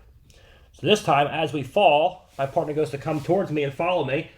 The weight comes off the hand, and now we can use arm drag variations to get our partner off balance with sumigeshis and follow up with attacks from there. Okay, so this time, we step the inside leg up. So we use part of the inside leg series. We go primary hand in place. She unlocks everything. From here we go 2-on-1. And now as she goes to move around, we go in like so. From here, if we can, we get the knee to the outside of our partner's hip. And now we switch up high to the armpit. When she goes to drive towards me, she comes on to a drag and sumigeshi, and we can get our partner severely off balance from here. Absolute worst case scenario is she's covering my hips sufficiently. From here, we unlock. We try to take our knee to the outside of our partner's hip, but we get stuck. So now, it's caught between my partner's legs, not on the outside of the far hip like we want it. It's on the opposite hip now. This is fine too. We just go drag as my partner goes to roll onto me. We just hit Yoko Sumigeshi options, where we can take our partner up, take our partner over, enter into our partner's legs, a variety of different attacks from here. So we use a traditional Sumigeshi or Yoko Sumigeshi option depending on where your partner's hips are. So we come in, we go, she goes to unlock her grip, and from here, we step the leg up. If we can get it outside the hip, we go regular Sumigeshi. If we can't, we feel like we get stuck here, we switch to a drag again. Wherever my partner goes to move from here, it's a pretty easy thing to enter into my partner's legs, hit Sumigeshis, get on top, or regard, whatever the case is. Okay, so your more conservative route is just to simply fall to a hip. The second I see the hands unlock, I switch to a 2-on-1, and we fall to a hip. A more aggressive route, where we go into attacks, is we switch to a 2-on-1, and now we just step an inside leg up and convert to a drag. When my partner goes to follow me from here, I have the inside leg position. We can get our partner off balance and go into a variety of counterattacks. All right? Understand, you also have the option of passing the hand off. So when my partner goes to open up the hands from here, we can start to build height. Instead of using a 2-on-1, we can pass it. So we can open our partner's hand up like so. We can shoot our right hand through. We can start moving away from our partner. Now if we want to start standing up and moving away, or we want to start shoulder rolling and using all of our combination attacks with the Kazushi and misdirectional idea. Now if we want to start, instead of facing our partner, we want to start building up and away from our partner, we can come in and we can start hitting pass-off methods where we go from a 2-on-1 to a situation where our partner's hand now is in our back pocket, and now from here we can start going into a variety of escapes and counterattacks. So using a conservative method to face our partner by just falling to a hip and bringing everything back inside, switching to a drag and facing our partner, or using a pass-off to shove the hand to the back pocket and using either standing, rolling escapes, or whatever you want from there. All right, let's look at when So now we're kind of segueing into far side shoulder rolls. Let's look at when we absolutely cannot far side shoulder roll. Well, I can't say not far side shoulder roll, but I would recommend against it because of the fact that it's very easy for your partner to follow you and to follow up with inserting hooks and taking your back. When your partner's on the side of you and they're on the near side and you're looking to near side shoulder roll, the number one thing that you have to consider when we're trying to near side shoulder roll is my partner's ability to expose my upper back most of the time by locking a back head and arm. This is when we cannot near side shoulder roll, okay, or I wouldn't recommend near side shoulder rolling. When my partner or when the bottom person is trying to far side shoulder roll, the one thing I'm trying to do to follow her effectively is to keep her hips between my two knees. If I can keep her hips between my two knees, I can follow her effectively. If I can't keep my two knees around her hips, it's going to be hard for me to follow. Okay? As she goes to sit to her far hip and roll over the far shoulder, from this position, she's looking to get her hip to the floor, like so that my two knees don't cover the hips anymore. From this position, if she goes to sit to the hip and she goes to roll over that far shoulder, and I put my knee on the floor as a wedge underneath her hip, and now her hips are between my two knees. Go ahead. Now we fall into a position where I can insert my hooks. So anytime the hips are sufficiently covered and her two hips are in between my knees, I would not recommend far side shoulder rolls. Okay, if we switch positions, and she has a tight waist, for example, or a back head and arm, whatever position she has, if she's not covering my hips sufficiently, there's no reason why I can't shoulder roll. And now from here, my hips are no longer between her knees. If at any point I go to roll and she can get to a position where my hips are between her knees, now you're going to get your back taken. This is no good. Okay? But if I can create misdirection in Kazushi, or maybe she's covering my hips now, but from here, I move into a position where now I can roll. When she goes to follow me, keep your hands on.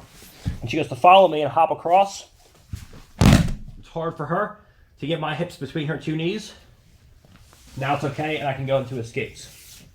So, in general, when we're looking at sitting across to the far hip and rolling over the far shoulder with makikomi rolls and things like that, I recommend far side shoulder rolling if you can get to a situation where your hips aren't sufficiently covered and your partner doesn't have two knees around your hips, like so, and has no ability to keep your hips between, or get their hips between your knees as you roll.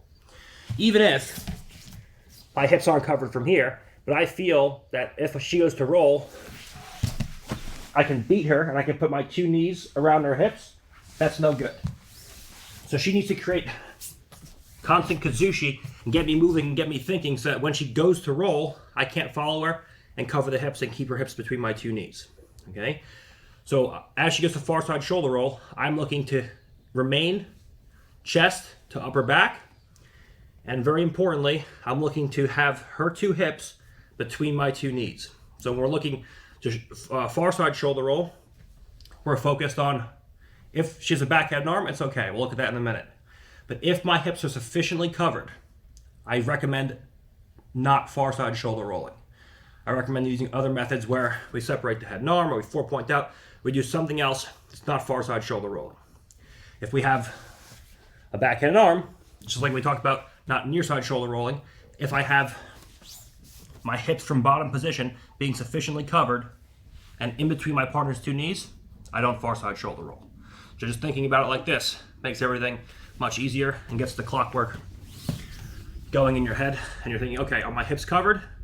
If no, I can roll over the far shoulder, far hip. If yes, do something else. Okay, so let's look at when we can roll over the far hip, far shoulder, use Makikomi rolls, things like that. The first prerequisite is to make sure that your hips are not sufficiently covered. If at any point your partner's covering your hips, and you know, and you can feel, if you roll to that far side, your partner can wedge their knee underneath your hip before your hip touches the floor, I recommend not rolling, okay? The easiest way to guarantee this is to find yourself in situations where you can take your inside leg, my right leg in this case, and trap my partner's leg, her left leg in this case.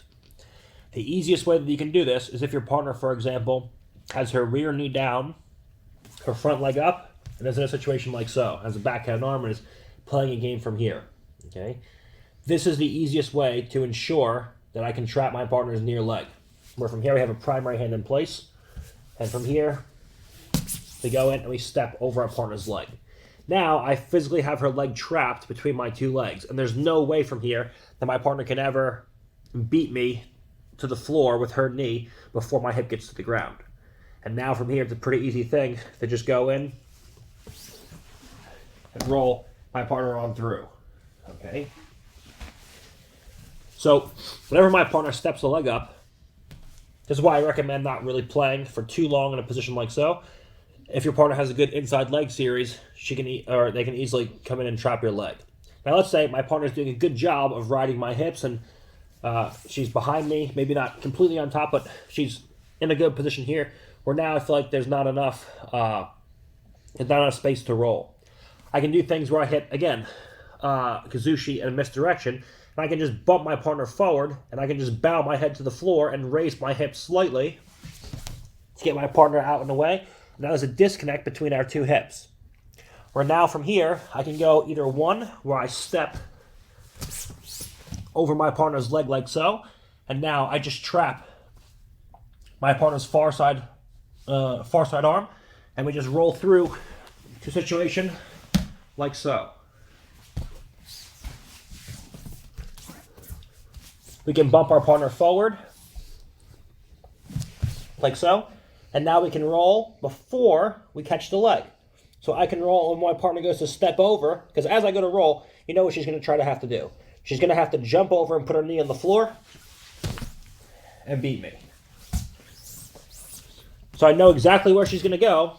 So as I bump her forward, we just put her head on the floor, our hips rise, we get her out and away, my hips move away, and I turn my left hip down towards the floor. When she goes to chase me and hop over, we just catch our partner's leg, mid-sit, mid-roll, and now we go in and we trap our partner's leg.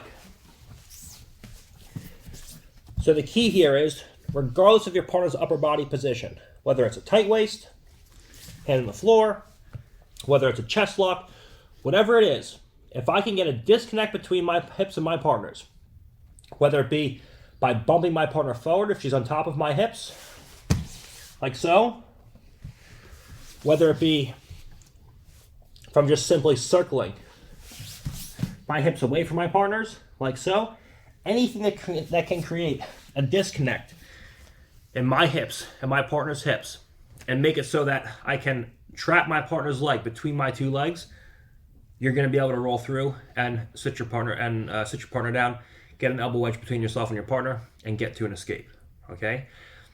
Now, let's talk about rolls that we can do where we don't have our partner's leg trapped, okay? Where we find I bump my partner forward, but whatever the case is, I go to trap the leg, it's just not there. I don't have to have the leg trapped. It's better to have the leg trapped, but it's not a necessity. If I can create so much of a disconnect between myself and my partner's hips that she simply won't have the time to follow me when I sit to my far hip and go over the far shoulder, that's okay too.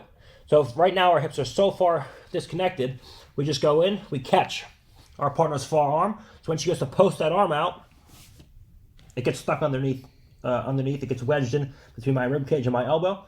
And now when she goes to beat me with her knees, she's so far away that it takes time to do that. So in order to keep me between her knees, her left knee has to travel a far distance from here to get over my left hip.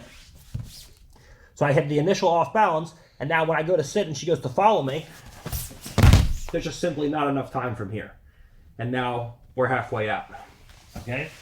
So my first and best option to go to the far hip, far shoulder, is to find ways to create a disconnect in our hips, regardless of the hand position. Maybe she goes tight waist, hand on the floor. Let's create some kind of disconnect in the hips, where from here, I walk my hips away. One great option is I walk my hips away, and I just step the inside leg up. Tight. Then we trap our partner's leg like so. Another great option is we bump our partner forward here. Maybe she's a tight waist and she has a hand on my tricep, for example. We're playing here. From here I come in, I go to circle, she goes to follow my hips. I bump my partner forward, and now from here, we go in and we trap a leg. So anything that we can use to create misdirection and kazushi, off balances, whether it be a straightforward circle away, whether it be a bump forward and a step, whether it be a bump forward, a circle away, and then a step. The more advanced your partner is, the more advanced and creative you have to get. But anything that can create a disconnection in my hips and my partner's hips, regardless of what upper body position my partner has, this is the time to use far side shoulder rolls and sitting across to the far hip like so, okay? If, on the other hand, I feel like we're applying from here, I create a disconnect in the hips, and my partner's doing nothing to control the upper body, I can just near side shoulder roll. There's no reason to far side shoulder roll, okay? So we come in here, I feel like if I can get control over my partner's wrist, she can't lock a backhand arm, I just near side shoulder roll. If I feel that my partner's very good at going and snatching a backhand arm quickly, I can't go to near side shoulder roll, I feel like it's going to be risky, no problem. Just step over our partner's leg like so. Now we can go from here. Additionally, anytime that we can get feet or knees between myself and my partner, let's say from here, I create so much of a distance between myself and my partner where I step a leg all the way up, like we talked about before. From here, I can just simply sit down to this position and play from here. Even if she has a backhand and arm, and she makes a mistake where the head and shoulders or the hips are so far away, I can get a foot between myself and my partner, a knee between myself and my partner.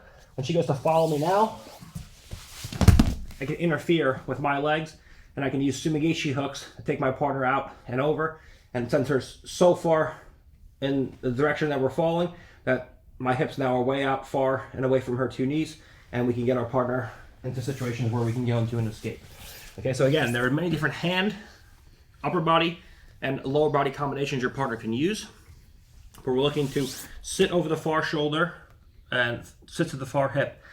Whenever we can create a disconnect in our hips from our partner's hips. If we can do that, that's the time to go to the far hip. If my partner can keep my hips between her two knees, that's not the time to sit to the far hip and go over the far shoulder. So create a disconnect in the hips, whether it be circling away, whether it be bumping our partner forward and circling away, whether it be just bumping our partner forward and stepping over a leg. That's what we're looking for. If we can step over our partner's leg, we are guaranteed to be able to go far shoulder because of the fact that our partner's leg is physically trapped between ours, and she has no ability now to put our hips between the two knees, okay? With that being said, it's best to put your partner's leg between your legs and trap it, but it's not necessary. You can also create so much of a disconnection with the hips that you can use a speed-based method instead of a control-based method, and you can use the disconnection of the hips to sit to your far hip, go over the far shoulder, and she won't have enough time to follow you. Okay, so we can use a speed-based or a control-based method. The speed-based method being a situation where we're moving, I bump her forward, I move away, and now before she has time to follow me, I go through. Or we can use a more robust, they're both very good, but obviously this one's safer, more conservative, more robust. more robust method where we could use a control-based method to control our partner's movement, where now no matter how fast or how athletic she is, she'll never be able to get the beat on me and get those knees outside of my hips once again. Okay? So, as far as far side shoulder rolling, Maki Komi rolling, okay, when I reference Maki Komi, I just mean simply trapping my partner's far elbow like so and rolling over the shoulder. Okay? Whenever we're referencing Maki Komis, we're really talking about far side shoulder rolls and hips sitting to the far side hips. So everything far side always starts with creating some kind of disconnection between your hips and your partner's hips, so your partner cannot keep your hips between their two knees.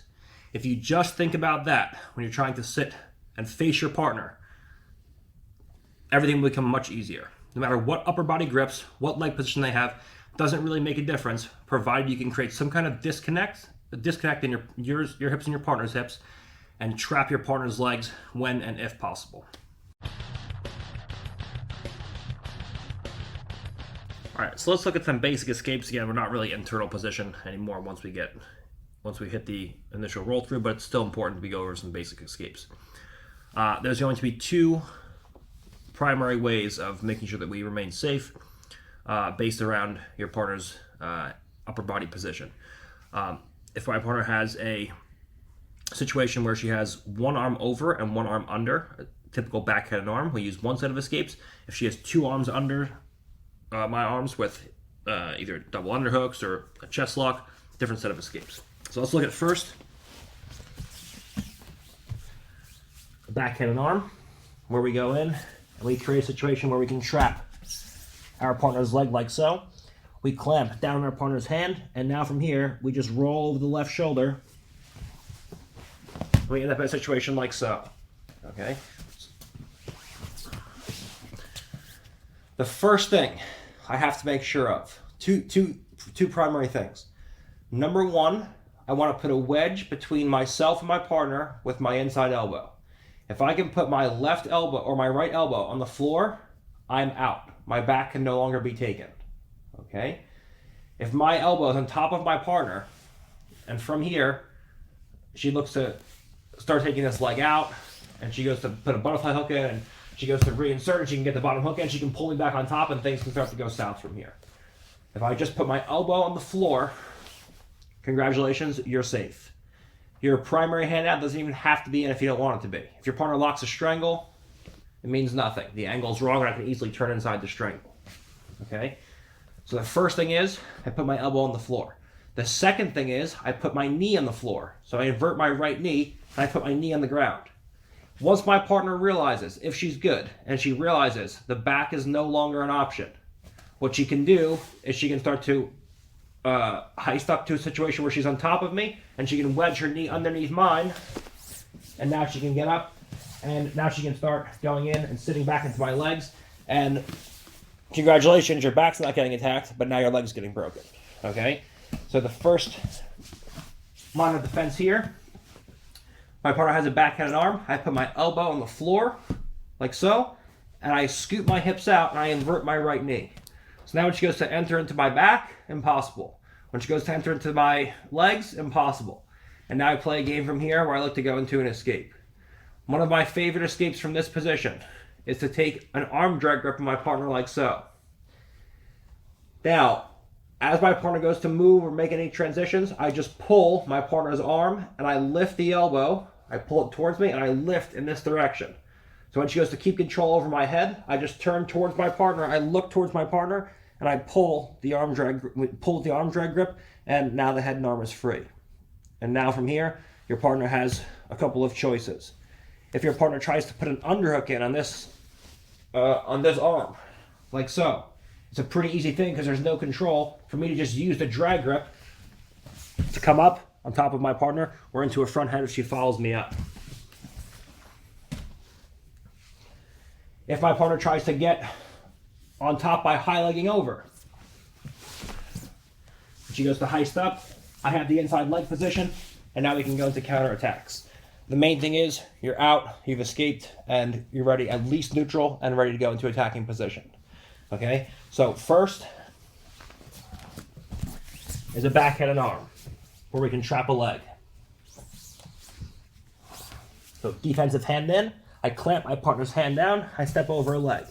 When I go to roll, she goes to follow me, she can't because the leg's trapped. When she goes to post her left hand on the floor, she can't because it's wedged between my elbow and my rib cage. The second we land, I invert the right elbow, I invert the right knee. Like so. And now we just play from here. My favorite escape from here is to go arm drag. When she has to do anything from this position, I just lift the arm up and over my head, and now we're free. When she goes to reclaim my back, she can't. When she goes to enter into my legs, she can't. If from here she scoots her right leg out and goes to get on top, she gives me the inside leg position, and now we're ready to go in and attack my partner's legs. If she tries to punch in an underhook and come up the top pins, I can always rotate out and go front headlock, and now we're ready to go into our own offense from there. Okay. If we go to fall to a hip using a speed-based method against the front head or against the back-headed arm, and I feel like I can't trap my partner's leg, no problem. We roll through, and now there's no danger of your partner entering into your legs. So I just simply put my elbow on the floor, I come out, I turn towards my partner, and I switch to a drag grip. And now from here, wherever she goes to move, we're out. Okay?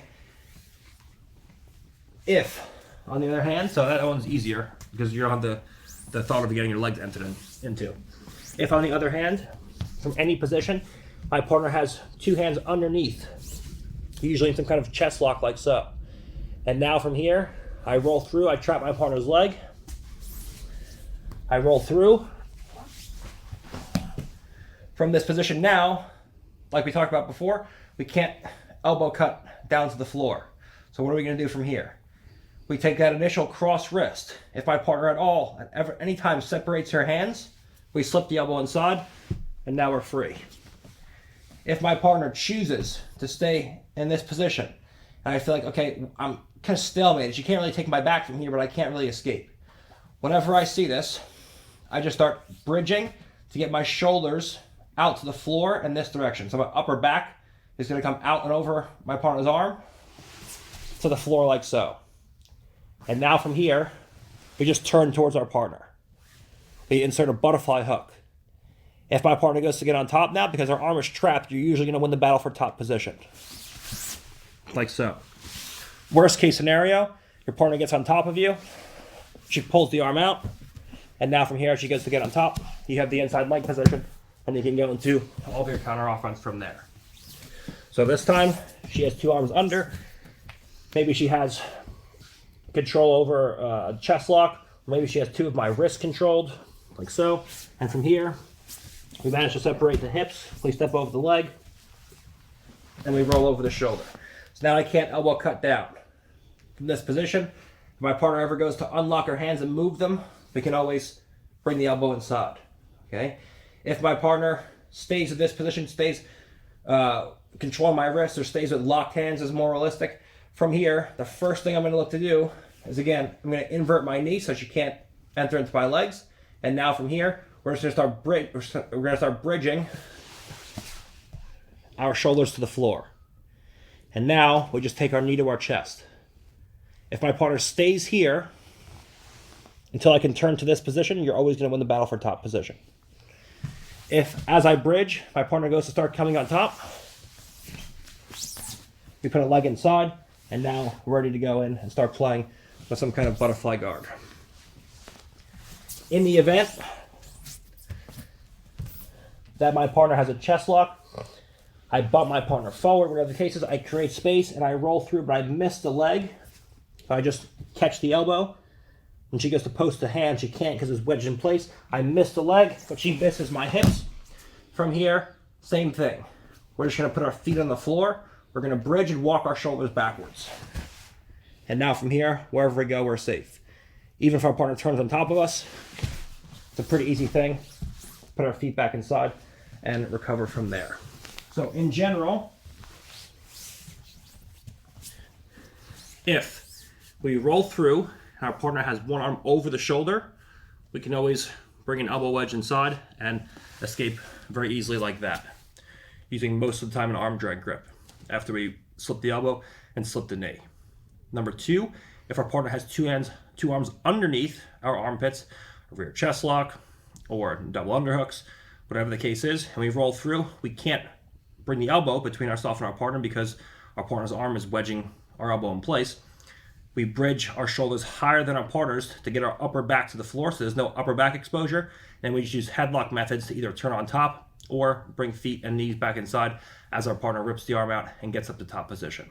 Okay, so 2 great methods of escaping once we roll from turtle position over the far side shoulder, and our partner's close to being on our back, but miles away. As long as we can get our elbow, near side elbow to the floor or our upper back to the floor, you're going to be out every single time. We're going to kind of close out far side shoulder rolls with this, but it's very closely related because it involves stepping over and trapping your partner's leg. So the same setup, you can use the same setup to hit the makikomis and the far side rolls like we just looked at, but we can also use it to sit to half guard. Let's look at how we're going to do that. So same concepts we've been talking about, a disconnection of the hips. We step over our partner's leg like so, and my partner has a back, head, and arm. Okay. Now understand, you can only do this if your partner has a back, head, and arm. If your partner has a rear chest lock, like so, I can't sit to half guard because I can't get my elbow through and into position. But if your partner has a back, head, and arm, like so, it's a pretty easy thing now to just take my knee to my partner's knee, take my right elbow to my right hip, and I sit into a situation like so. Now from here, we immediately come up. We go to our partner's hips. We take our left hand and we shoot it as a scoop grip underneath our partner's far leg, and we perform a lower leg shift where we shoot our leg through and we move into a situation like so. Where now my partner has a choice. If she puts a strong whizzer on, it's a pretty easy thing to start walking in a circle underneath our partner to take her over. If I go to turn the circle and she posts a hand on the floor, it's a pretty easy thing to come up and immediately start going in for your attacks on your partner, attacking your partner from turtle and taking their back. Okay? So you can use this from a back, head, and arm only, not from a rear chest lock or anything where your partner has 2 hands underneath. If she has 2 hands underneath, you see the issue here? I can't get my elbow through. So if she has a back, head, and arm, or a tight waist, a hand on the floor, anything that's not 2 of her arms underneath 2 of your arms, okay? Or the near side arm underneath your arm. Anything that allows my elbow to come to my hip will allow me to sit to half guard. Anything where she can block my elbow from coming to my hip, I can't sit to half guard. All right, so most of the time you find yourself here when your partner's in a back, head, and arm. This is the most common. We just go knee to knee and elbow to hip. Like so. Knee to knee, elbow to hip. Then as you fall, your partner will always post the hand, otherwise you're just going to face plant. And now we just go scoop grip and hips. Like so. And now from here, we're into a strong lower leg shift position. We have control of both of our partner's legs. We have control over the waist. And now we can start working in a half guard, classical half guard situation to go into winning positions from here. And at very least, recover the position. Okay? So sitting to half guard, you can do with the same exact setup as you would if you're rolling over the far shoulder. But instead of rolling over the far shoulder, you can actually sit to a half guard, provided you can pull your elbow to your hip. If your partner's blocking you from pulling the elbow to the hip, you can't sit to half guard, but just roll over the far shoulder and go into escapes like that. Okay, so just throwing that in there so you guys have it. Sitting to half guard when you initially trap a leg instead of going to a far shoulder roll. All right, so we're going to revisit on shoulder rolling a little bit later when we start building up to 4 points from turtle. But this is the end of near side shoulder rolls and far side shoulder rolls from a turtle position. Okay. Now, what do we have here? When you're thinking about near side shoulder rolls, the one thing, the single most important thing your partner needs when they're on top of you to stop you from successfully near-side shoulder rolling is upper back exposure. If they can keep their chest connected to your upper back, they can take your back effectively. Okay, so anytime I'm in a back head and arm, or anytime my partner can quickly lock a back head and arm, and I try to roll over the near shoulder, I'm just going to fall right into my partner's lap, and she's going to take my back. Okay? When I'm trying to roll over the far side shoulder, my partner's primary goal, and there are other ones as well, okay, if I roll over the near side shoulder, my partner's primary goal is to keep a chest to back connection. The secondary goal is to find a way to get me to stay between her knees. So the primary goal over here is to stay chest to back, and now as she goes to roll, the secondary goal is to find myself with her hips between my knees. Okay, but because of the orientation of our upper body grips and the way that she rolled, it's a pretty easy thing to do from here. The primary goal is upper back to chest connection. Okay, as we spoke about in our generalized goals when we started turtle position. The specific goal when your partner tries to go near or far side shoulder roll, the top player's primary goal is to keep the hips between my knees. So from here, she goes to hit the far side shoulder roll, and I keep her hips between my knees. Now, once her hips are between my knees, now the secondary goal is to create a situation where I can get upper back exposure and chest to upper back connection. So that's the secondary goal. Okay, but the primary goal is to keep her hips between my two knees. So near side, your goals from bottom position are to create a situation where you can create distance between the upper back and your partner's chest. So she wants to deny me upper back exposure. So if we switch positions, here I go near side shoulder. I'm looking to create a situation where I can distance the upper back from my partner. When I go far side shoulder, I'm looking to distance first the hips from my partner's hips. So I'm looking to go into near side shoulder rolls. My primary goal is creating a disconnection between my upper back and her chest, and denying her upper back exposure by putting my upper back on the floor. When I'm looking to go far side shoulder rolls, my primary goal is to create a disconnection in the hips at the lower body, roll through, and then put my back on the floor, or my upper back on the floor. Okay, so everything kind of comes full circle here. When we go in, I want to go near side shoulder roll from here. First thing is I create disconnection with the upper back. I deny her ability to go upper back exposure. She falls, she goes to follow me. Now that there's no upper back exposure, this is perfect. But I'm still in between her knees. Okay? So, once the upper back is denied, now I move to a situation where I'm no longer between her knees. Like so. On the other side, the first thing you're looking for is a disconnection of the hips first. So now I'm no longer between her knees, but if you notice, my upper back is still exposed. So now from here, I have to create a disconnection second at the upper back by bringing an elbow inside and creating a situation now where there's no upper back exposure, whether it be through turning away from my partner or facing my partner, where now there's no upper back exposure and we're face to face. So you see the goals here for each player, the primary and secondary goals are inverted. For the near side shoulder roll, it's about upper back and chest connection first, hip and knees second. The far side shoulder roll is about hip and knees first, upper back connection second. Okay? If you can think about it in with these simple goals in mind, of if you're trying to near side shoulder roll, create a disconnection in the upper back and the chest first, worry about the hips second, everything is going to be so much easier. And if you can't create a disconnection at the upper back first, if your partner has a back, head, and arm, and their chest is glued to the back, create a disconnection in the hips first, roll over the far side shoulder, and then create a disconnection in the upper back and the chest second. Okay, so for each side, your goals are inverted, primary and secondary, whether it's hips or upper back first.